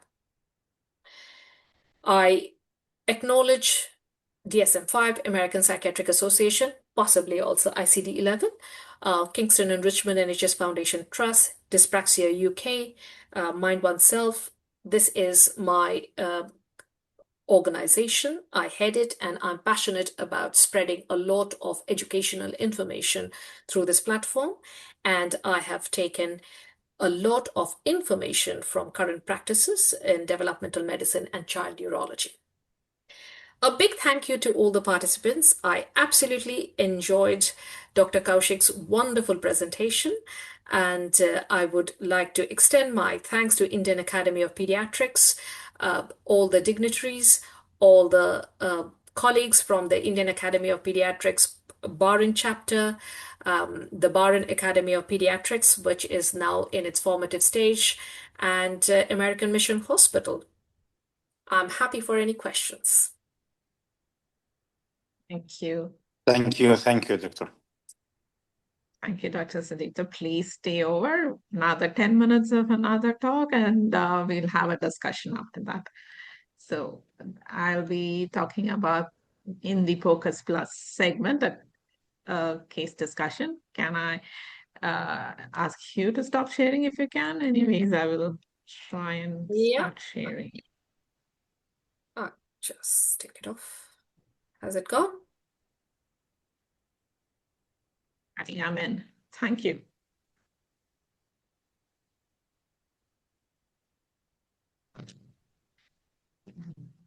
Okay. The topic today is to integrate myself into the theme. Focus Plus has been a segment which we have introduced to blend in with the theme. A few relevant cases that can, where focus can make a difference, have been discussed in the past webinars. So when I was planning to put together some cases to reach the same sentiment here, I couldn't think of focus is generally thought of as neurocritical care in neurology, and to integrate it in a session where development has been the theme was kind of difficult. But then I did have few cases which exemplify the use, although this is not by convention. As I said, by convention, pediatric neurology would honor focus as neurocritical care, but I have a couple of cases which will propose using this as a model of screening and triage of focus in development regression. And I would want the opinion of the experts here if they've had some cases where they have been treating as developmental delay or regression, which was actually masquerading some intracerebral pathology. Now, let me start with some cases and we will proceed with discussion later. This is a 6-year-old boy presenting with progressive developmental regression. There is decline in school performance over a few months. Symptoms were a few morning headache, morning vomiting, and gait imbalance. No focal deficits noted. Here, this has been a child who's been coming up with these symptoms, little concerning for the parents, but then nothing overboard. They do visit clinics with morning headaches, analgesics, and then they go. There have been some red flags here, but then nothing overwhelming because no focal neurological deficits. A POCUS ultrasound for people who are wrapping their heads about what POCUS is, point of care ultrasound. Here, using some tools in point of care ultrasound, couple of point of care bedside supportive diagnostics where it can be used is where we promote POCUS as such. But POCUS plus segment blends in with such themes that we have been discussing. So optic nerve sheath diameter, which is a surrogate marker of raised ICP intracranial tension. This was used. Here, what was found was increased ONSD, which in essence reflected raised intracranial tension. So although there were, as I said, clinical red flags, in addition, ONSD elevated prompted us to go for imaging. So a word about what exactly ONSD is. Using a linear probe, both vertical and sagittal, we measure 3 mm behind the globe, the width. This is the optic nerve sheath. You can see this is an extension of subarachnoid space. So raised intracranial tension can be interrogated by this means and then is one of the surrogate markers, although not a definitive measure. So just to give you an idea of what it is, this is the globe and 3 mm behind the globe, the width would be what ONSD is. This is optic nerve diameter, this is optic nerve sheath diameter, which if it's increased can give us a clue about raised intracranial tension. So the normal range is less than 4, and in children, anything above 5, or in adults above 5, 5.5 would be considered as raised intracranial tension. And as you see, the last statement holds real fact here. The trend more than one value would be more important. Increase over every hourly assessment, 0.3 to 0.5 would rather give you more insight into raised intracranial tension. So to summarize our case, this was a 6-year-old child presenting with developmental regression and decline in school performance. This was all the symptom was. There was no neurological signs, focal neurological deficits. There was intermittent vomiting, headache, subtle gait imbalance, no focal neurological deficits. So this bedside focus, this gave us a clue. This is 5.9 in one eye and 6.1 in the other, which clearly says raised intracranial tension, which prompted us, apart from the clinical picture, which added impetus to promote neuroimaging. There, what we found was a large cerebral astrocytoma with although they say supratentorial tumors, I mean, until it's quite large, can not come into forefront with symptom profile. So the objective of including it here was using this as one of the tools to prompt definitive consultative imaging. Although, as I said, we would possibly have done it without this as well.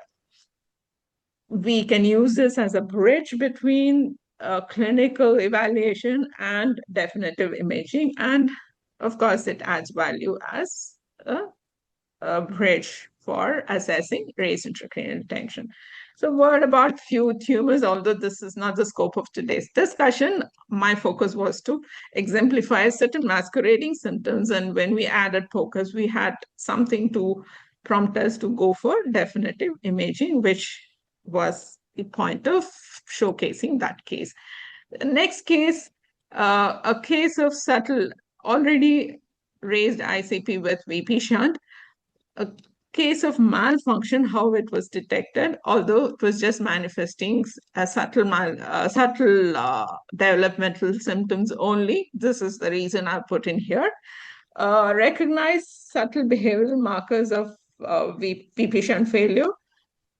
Pulsatility index. This is the next focus tool, which I'll talk about in a little detail later, and correlate this with neuroimaging. Of course, neuroimaging, consultative, definitive imaging would be a decider, but how it helps to prompt deciding such decision making is what the focus today's discussion is. So the background is there can be acute presentation like severe headache, projectile vomiting, altered sensorium, or Cushing's triad. We are all familiar with it. But there can be subtle presentations also, like, say, decline in school performance, behavioral changes, or slowing development, or somnolence. So neurosonology, ONSD we saw, and TCD can complement each other and give you an insight as to raised ICP or change in cerebral hemodynamics, which before decompensation, which is when useful interventions can avert such disasters.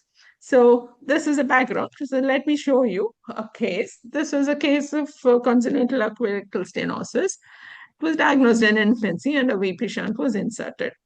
This was done at 3 months of age. Prior revision, 2 years, was already done.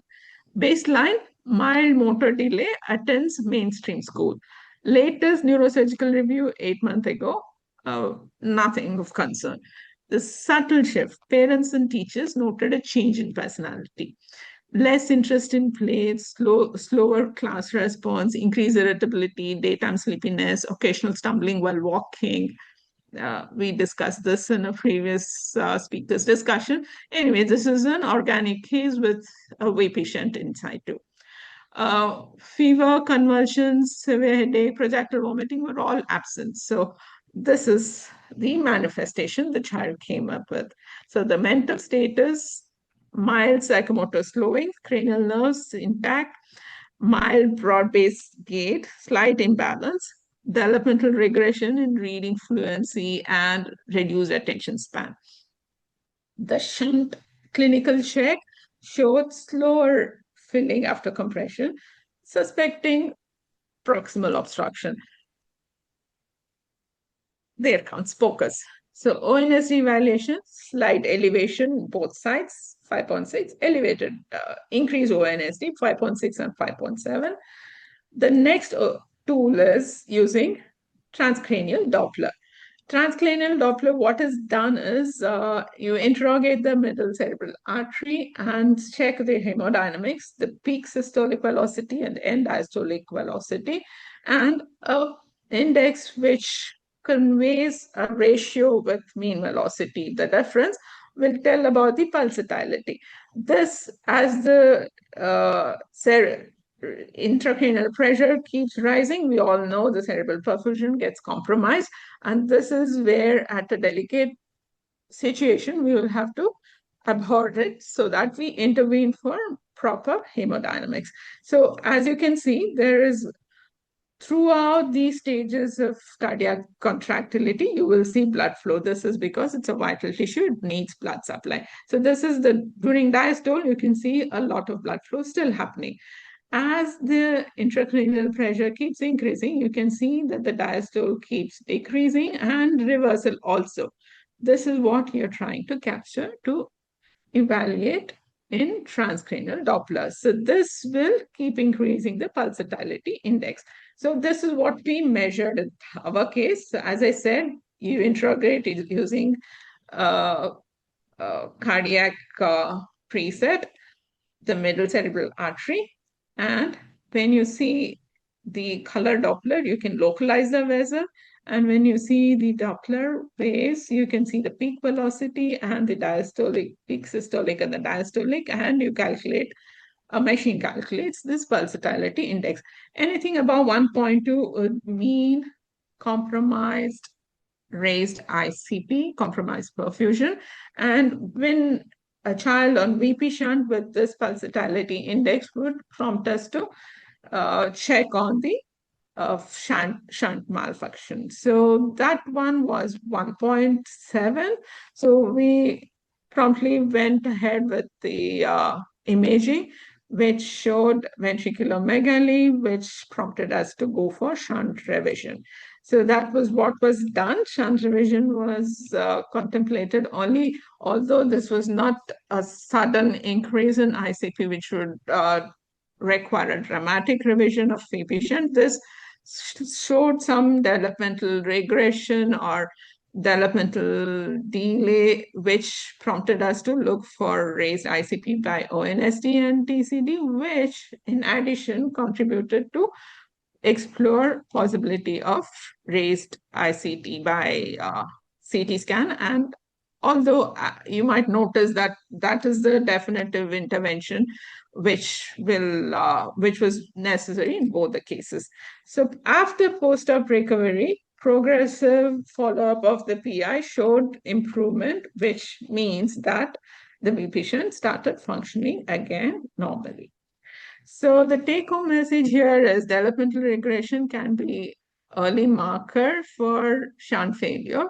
And when you twin it with TCD and ONSD, you can use it as a supportive triage tools to explore shunt malfunctioning and intervening promptly.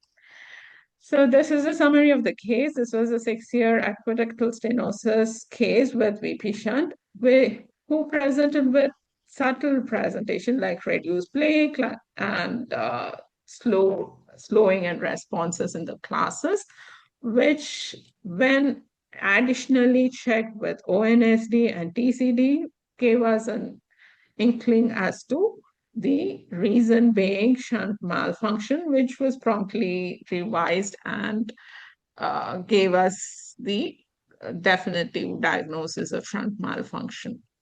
So neurofocus in developmental pediatrics, I checked on the current literature if there are any suggestions to use it as a tool for triage in such cases where there are developmental suggestions where we can add ONSD and TCD to pick raised ICP being the contributor there. Although I can say there is no direct clinical research linking such possibilities, it has a definitive scope. We can utilize it as I showcased 2 cases.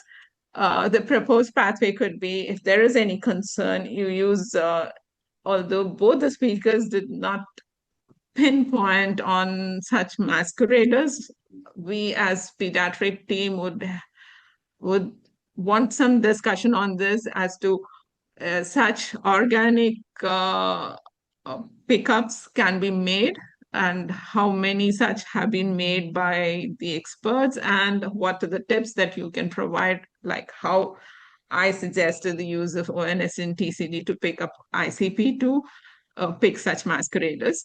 So we can make risk stratification based on an additional layer beyond the clinical suggestions. So it can help in urgent escalation of the known interventions, including consultative imaging. Thank you. So I open the stage for discussion now. Now, Dr. Kaushik and Dr. Sudipta Sen, you can join back in. And we can open the discussion now. So, Dr. Mohammed, if you can see any questions, you can from the chat box. Otherwise, in the meanwhile, I'll engage the speakers with discussions. So, since I started discussing some theme where certain organic pathologies can be masqueraders, so how often do you encounter that? How would you propose such busy clinicians to handle such masqueraders? Particularly, I have one comment with respect to your talk. It was really interesting. This stagnation of milestones, gait abnormality, are in fact very, very early markers of intracranial lesions, space occupying lesions. Many times, people present with, we don't have to wait for uh, what we call it as projectile vomiting, early morning vomiting, nighttime headaches in space occupying lesions. As simple as there was a child with just with the neck tilt and headache. The only thing was a torticollis. That torticollis was the pointer towards actually the child had an impending herniation with a huge posterior fossa mass. And there was a child being evaluated as long term. The child had UMN, lower motor, upper motor neuron signs in the lower limbs. They were working up in lines of leukodystrophy. Finally, turned out to be a very huge space of lesions. So many times, subtle markers will be there. You'll have to not wait for the red flag signs. Very interesting talk. And just if you may permit one comment on Dr. Sen's talk, it was a very complicated topic, to be honest. Developmental coordination disorder is a topic which is not known. I did not know this until I started my pediatric neurology practice, to be honest. I did not know about this entity. Many times we get clumsy children. We keep looking for uh, brain lesions or lower motor neuron pathologies. We keep investigating more and more. Ultimately, when we are fed up, we request the developmental pediatrician to see, and finally they come up with a very magical diagnosis. Because with the interventions, it's actually a very challenging task. Thank you for bringing up such a very interesting topic. I did not expect this topic.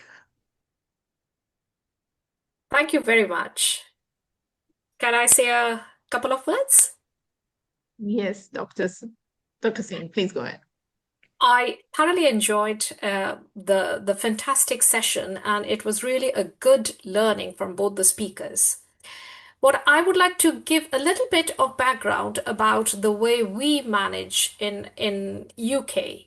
You see, there are a lot of one thing about UK is about the structure, about the guidelines. Anywhere there is a gap, people start thinking, how can we come up with a guideline and how can we adapt it locally? So, if I can give a simple example, I've spoken about some of the high risk. It was a prematurity, or it can be some neonatal injury, or it can be a high risk of somebody who has been found from a very early age that they are not only, there are gross motor functions, etc. We have weekly triage in our services, community pediatric services, which is a multidisciplinary service. And in this triage, we have got speech and language, occupational therapists, portage team who actually go to people's homes. We have health visiting team, of course, the pediatrician, and everybody else. So we kind of quickly, whenever we get any kind of referral to us, we quickly triage it and sort it and kind of categorize it. Somebody who's been a premature, they immediately go to the premi group. There's a specific premature group which is spearheaded by very specialist physiotherapists and occupational therapists, and speech and language will also come in because they are the specialist service for not only speaking but also actually coordination of the tongue and swallowing. So you see, even before there is a problem, the children have already been gone into that system. Okay, and any problems are then anticipated and it comes more to the forefront. a child who is not speaking or has some kind of atypical problems with speaking, we of course we want to understand why is that so, and what are the early kind of interventions that has been given. What I want to highlight, and none of us have actually spoken about, is adverse childhood experience. And also, one of my job is I'm the name doctor for safeguarding children. I work very closely with police, social services, etc. There are a lot of children who have got incredible adverse situations where they have got domestic violence, they've got absolute neglect, they've got physical, emotional abuse. They also present with developmental delay and a lot of neurological issues. So you see, having those kind of extremely high radar, and you're always on a high alert, you're always looking at red flags, you're taking information from multiple sources, you're constantly evaluating against risk factors. So we still miss. I'm not saying that we are perfect by any stretch of imagination, but it is not one person deciding that, you see. So there might be a health visitor, there might be somebody from the school, so nursery nurse, there might be anybody else, any other professional who has been just seeing this child maybe once, but they picked up something and they flag it up to the other professionals, and then we will just go in and bring that child in and do whatever it requires. So early intervention and really early identification is very, very important. Lot of the complex evolving neurological problems are already taken into consideration. It's the DCD, dyspraxia, are the ones who do not follow any kind of thing. They are, they're just children who often come across as a bit scatty, slow, clumsy. They are the ones who give the challenges. Somebody who's got major difficulties, they are never the problem. They are always sorted out.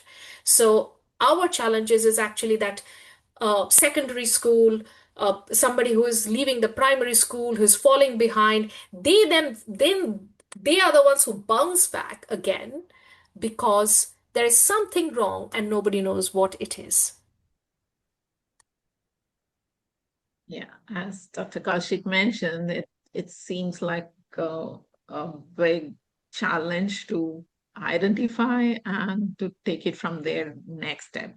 From what we understand, if it is an identified risk like preterm in perinatal injuries, you still have a high alert to uh, track these possibilities. But as I introduced our program, it is generally for practicing pediatricians with busy clinics. So what would your message be? I know you talked about some tools, but it's not really the purview of a pediatrician to apply tools in clinics. When would a practicing pediatrician objectivize himself or herself to look for this? And Yep. what are the some red flags that you would quote for them to pick? Teachers and school performance would, of course, be the red flag with which the parents themselves would present, and probably school is one of the source which can indicate. But what would the role of a pediatrician be here? When would you want the alert to be raised? Early intervention has its flip side. Also, early diagnosis has its flip side. Also, you cannot label any of these DCD apart. Any of these neurodevelopmental labeling would again be a stigma parents would probably not wish. And when would you decide that it's not possibly what you're labeling? So how would a pediatrician take these messages from this webinar? It's a very good question, Dr. Jagannath. And one good thing about a pediatric specialist clinic, neurodevelopmental clinic, is that we do get an hour. It's a specialist clinic, so we do get an hour, but for seeing a new patient. But this is not the case for any of my pediatric colleagues who are seeing it in a busy hospital or any kind of emergency setting. Okay. What one thing that a pediatrician should be able to do is take a thorough history And you have to have a very good checklist that you do not miss out any history, as Dr.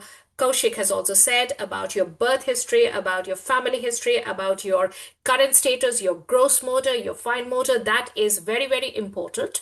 And the second bit is that regardless of what the child has come in, you should be able to do a very slick, very smart, a thorough top to toe examination, including your gross motor skills, your fine motor skills. They are not using any tools, by the way. We do not use, I as a pediatrician do not use the tools. The movement ABC bot 2 are only used by skilled and specialist occupational and physiotherapists, and they need 2 hours. And for services, in some of our services, we don't have that kind of service. So without that tool, all we can say, Dr. Jagannath, to reiterate what you said, is that there are coordination difficulties, but we cannot give a label, because to give a label, you have to fulfill all the criteria. But that doesn't mean that I'm not able to understand where the difficulties are, where I can give a good, reasonable adjustment information. For if I see that there is a more physical, like a sensory profile, or somebody who is fidgety, who's got a hypermobility of joints, surely that person can get a bit of physiotherapist. A young person who's got processing difficulties, who is not able to process information fast enough, and you think that the problems are more, yes, you can see itty bitty little problem, can't write properly, is very slow. So a bit of occupational therapy and educational assessment, psychology assessment, to understand where they can add some additional support in school. Our schools are well geared to give reasonable adjustment, and if it takes a lot of resources, then you have got education healthcare plan, which is again where the plan is for each individual child, depending on the child's needs, to have additional support in school. We are not able to solve all the problems. Parents many times want a diagnosis, many times they don't want a diagnosis. To be very honest and say what you can see, and whether or not it conforms to a diagnosis, that should be the first thing. No unnecessary investigations like an MRI scan. Lots of parents come to me for an MRI scan. No, that is not an answer. If there is a reason for an MRI scan, that should be really a neurological deficit, and that should be picked up by a clinician's clinical judgment that we learn day one from medicine. And if needs more specialist help, then I refer the child to my neurology colleagues for further second opinion. Thank you. The ball goes to the court of the neurologist now. Let some discussions on the neurology aspects. Doctor, we cut short 2 cases. If you want to throw some insight in to those cases, which we a brief discussion if you wish to, and then we'll take some questions after this. Okay. So let me just consolidate on the key messages that I wanted to, maybe that will give the missing cases also. The Okay. first aspect is nowadays what Dr. Sen was trying to say was also something similar. We don't have to brand a diagnosis for a child. Many times it is very difficult to brand. But there is still a lot of stigma around hyperactivity, ADHD, autism. When they sometimes in India at least, I see people cautiously using the word spectrum. They don't want to use the diagnosis. So we don't have to even reach the diagnosis. We know the problems, we know the specific issues.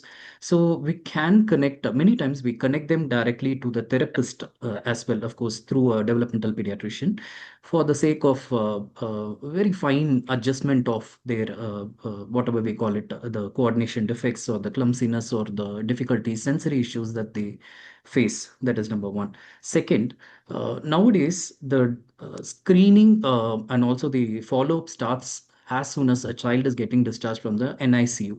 There has been some perinatal issues, there has been some significant birth issues. We keep them in a high risk clinic. The child should come for follow-up, irrespective of course, immunization visits. We take advantage of that. And whenever there is a minor deviation, for example, the head size is not growing appropriately, or any of the red flag signs, like what I mentioned, any early tone abnormalities or movement abnormalities, we take an early help of a developmental pediatrician and a neurologist to see whether some intervention can be started early. We don't have to wait till 6 months or 1 year to make a diagnosis, formal diagnosis of cerebral palsy. So nothing is going to change by making a diagnosis. The only thing is start intervening. If we know there is a preterm who has stayed in the NICU for almost 2-3 months or 2-3 weeks also, we start interventions as soon as discharge. As soon as the parents reach a stable state at home, we start them, ask them to come back. We start sensory multimodal sensory stimulation interventions have to be started. That is number two. Number three is I would say I wanted to emphasize on the genetic aspects. Earlier, to be honest, this decade, last 10 years, we have been through and through with genetic. I'm not very sure about the practice in UK. Do we go for genetic testing for all autism children, children presenting with intellectual disability? No, not it. Okay, fine. Intellectual So, disability, yes, but not yes. autism. Mm. So we know that most of the genes, the treatable conditions in intellectual disability or autism is very, very minimal. So there are some soft pointers or soft markers. If we have any of these pointers, then only we push for a genetic diagnosis. Even in genetic diagnosis, nowadays we have so many private companies offering a blanket genetic investigation, which will include everything from Fragile X, whole exome, mitochondrial, copy number variant, CMV, everything. So this is all going to be an affordable price these days. You won't believe they are what cost we get it Yeah. here. Whole exome But sequencing has become bread and butter of everything. But many situations, to be honest, trust me, people come with the genetic report and they put us in our geneticist and the neurologist or the developmental pediatrician in trouble because they will not be any serious concerning genes. They will be irrelevant genes, what we call it as VUS, and it creates unnecessary panic and a long set of further testing parents, next level, next level. It keeps on going without any. Many parents have even decided not to have second children just because of these things. So I think it should be a very calculated decision, and just because the investigation is available, it should not be done. Yes. Thank you, Doctor.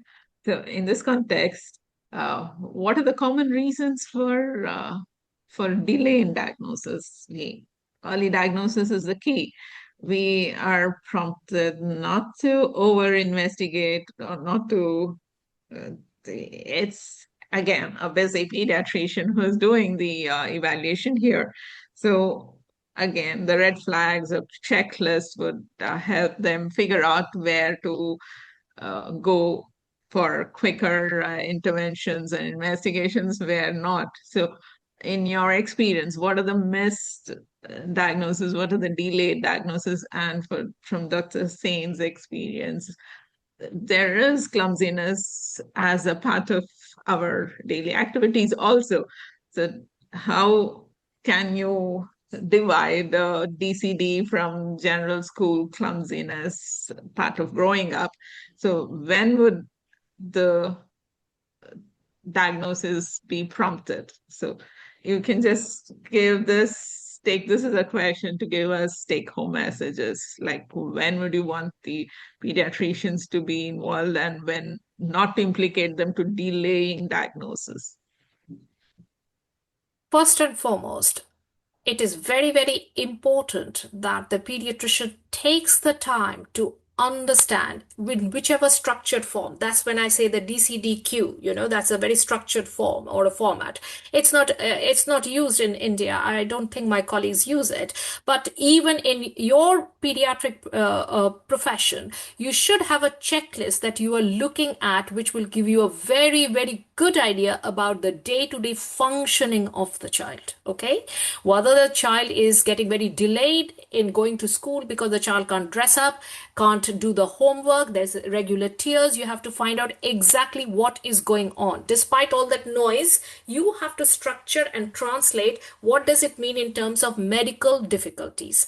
And based on that, it is the pediatrician who can then suggest either therapy intervention or reasonable adjustment in school, or supporting parents to understand it.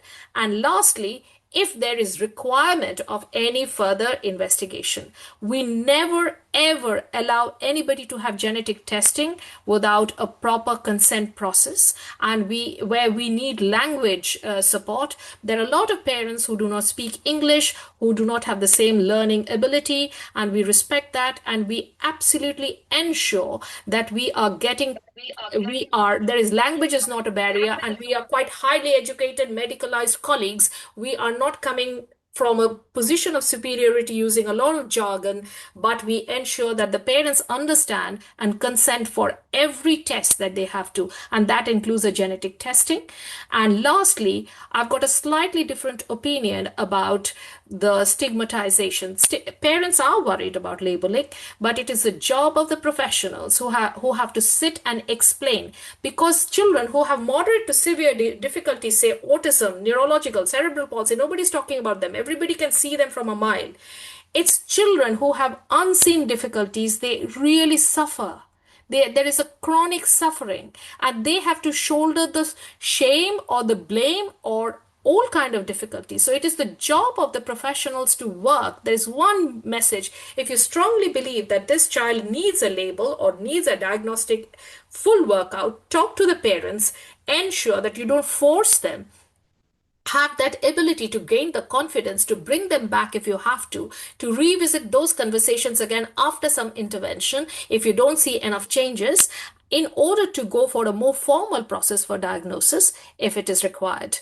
If it is within your service, if you can manage with the money is a very big important factor, not to push poor parents with a lot kind of in private sector. That is the problem. I have worked in private and government sector, both in UK and in India.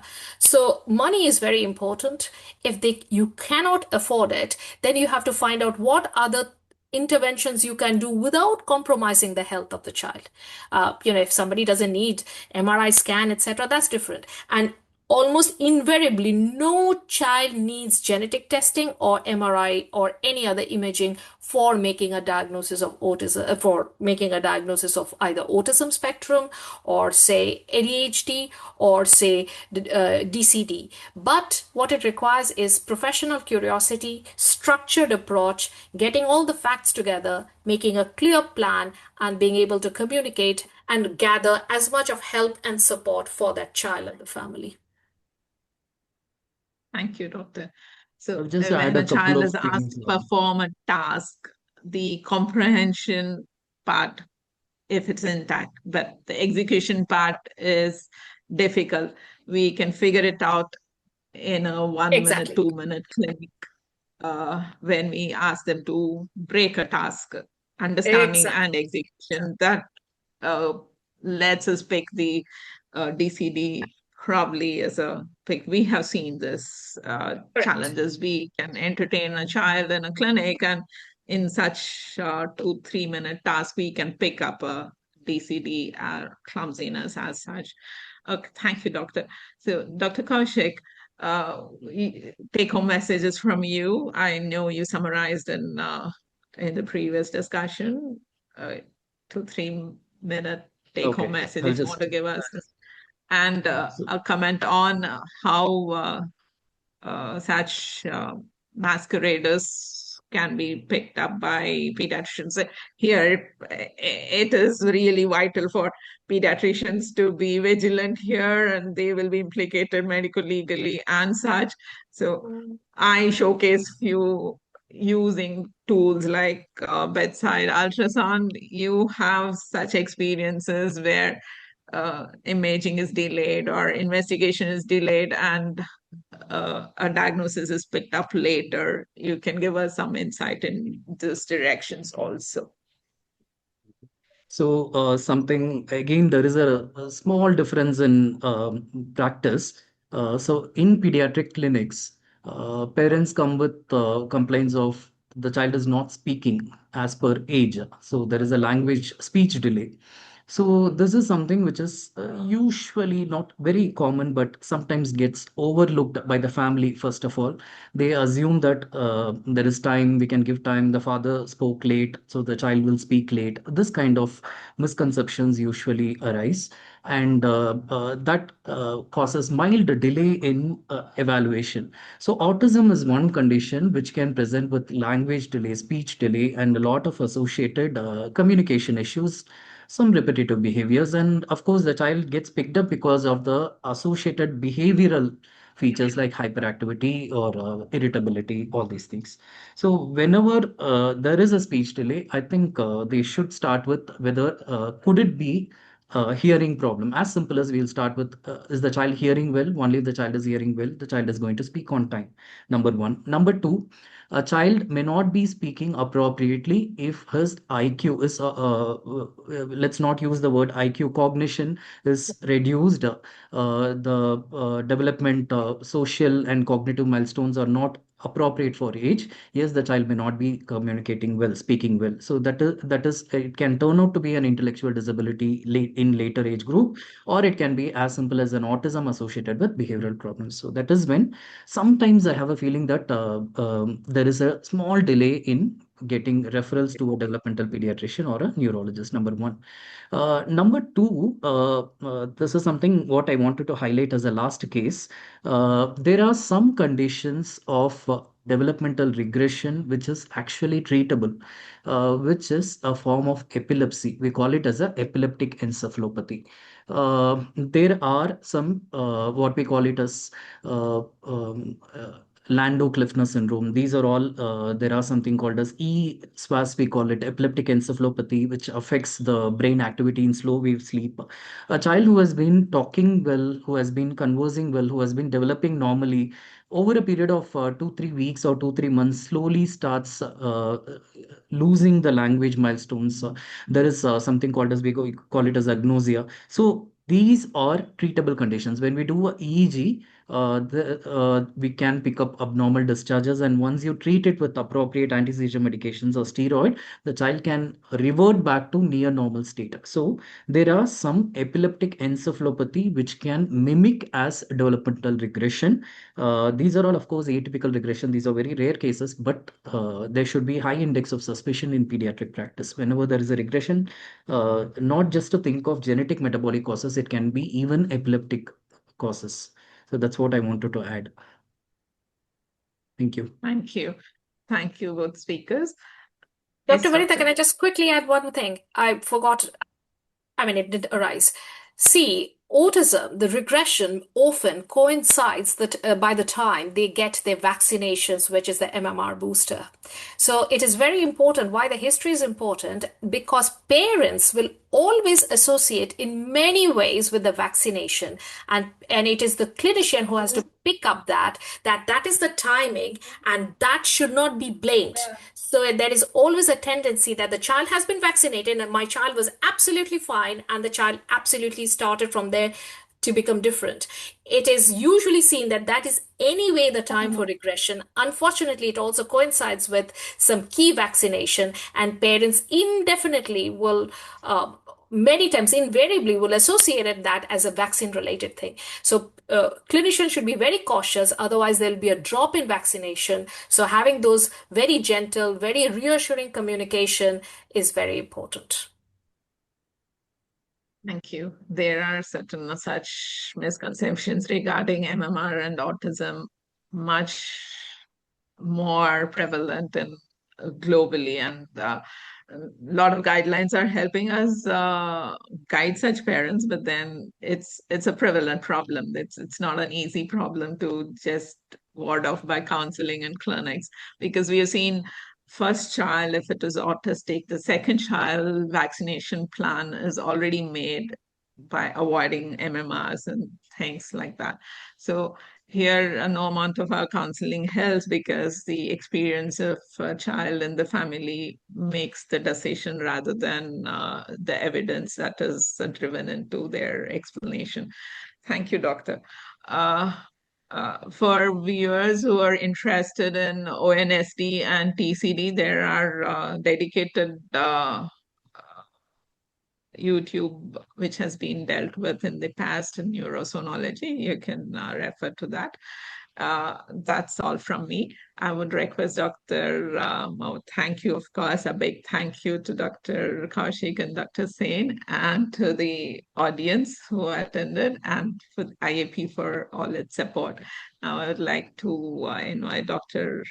Mohammed to deliver the vote of thanks until next month webinar. See you all. Dr. Mohammed, can you please? Hi, Dr. Anita. Yeah. Hopefully now my voice is clear. Yes. Yes, doctor. Yeah. I don't know. Today I'm using a new device, and I think maybe the setup is need to adjust it. This is why.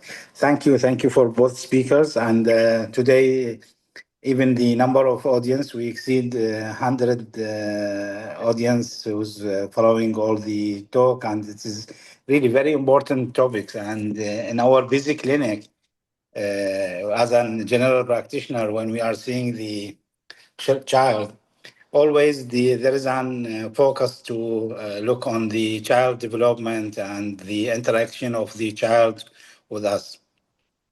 And again, the concern of the families about the vaccine and related with the autism and all the disorder. This is usually the now the most common question when they came for the vaccines.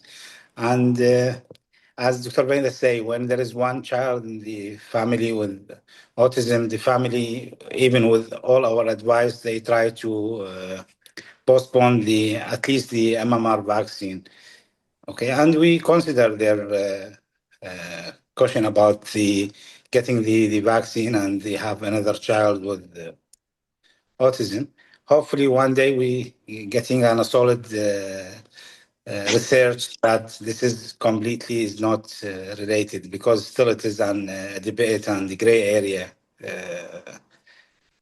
even for level of the pediatrician and the doctors, not only the families. And again, thank you for all our speakers. It's nice to have them today. And sure, every month we have an interesting, and we also encourage the speakers to join us as an audience in the next session next month. In the beginning, I announced that Bahrain have now the Bahrain Pediatric Association. It is for the first time established in Bahrain, and I'm sure after we establishing the association, we will come with a solid collaboration with this strong platform of education. Thank you for all, and looking to see you next month. Yeah, Thank you. Goodbye. congratulations. Thank you. Congratulations, Dr. Mohammed Salman and Vinitaji.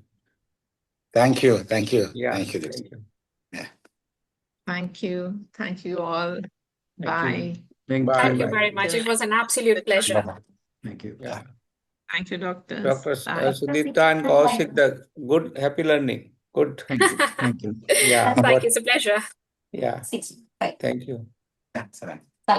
How long now father is asking?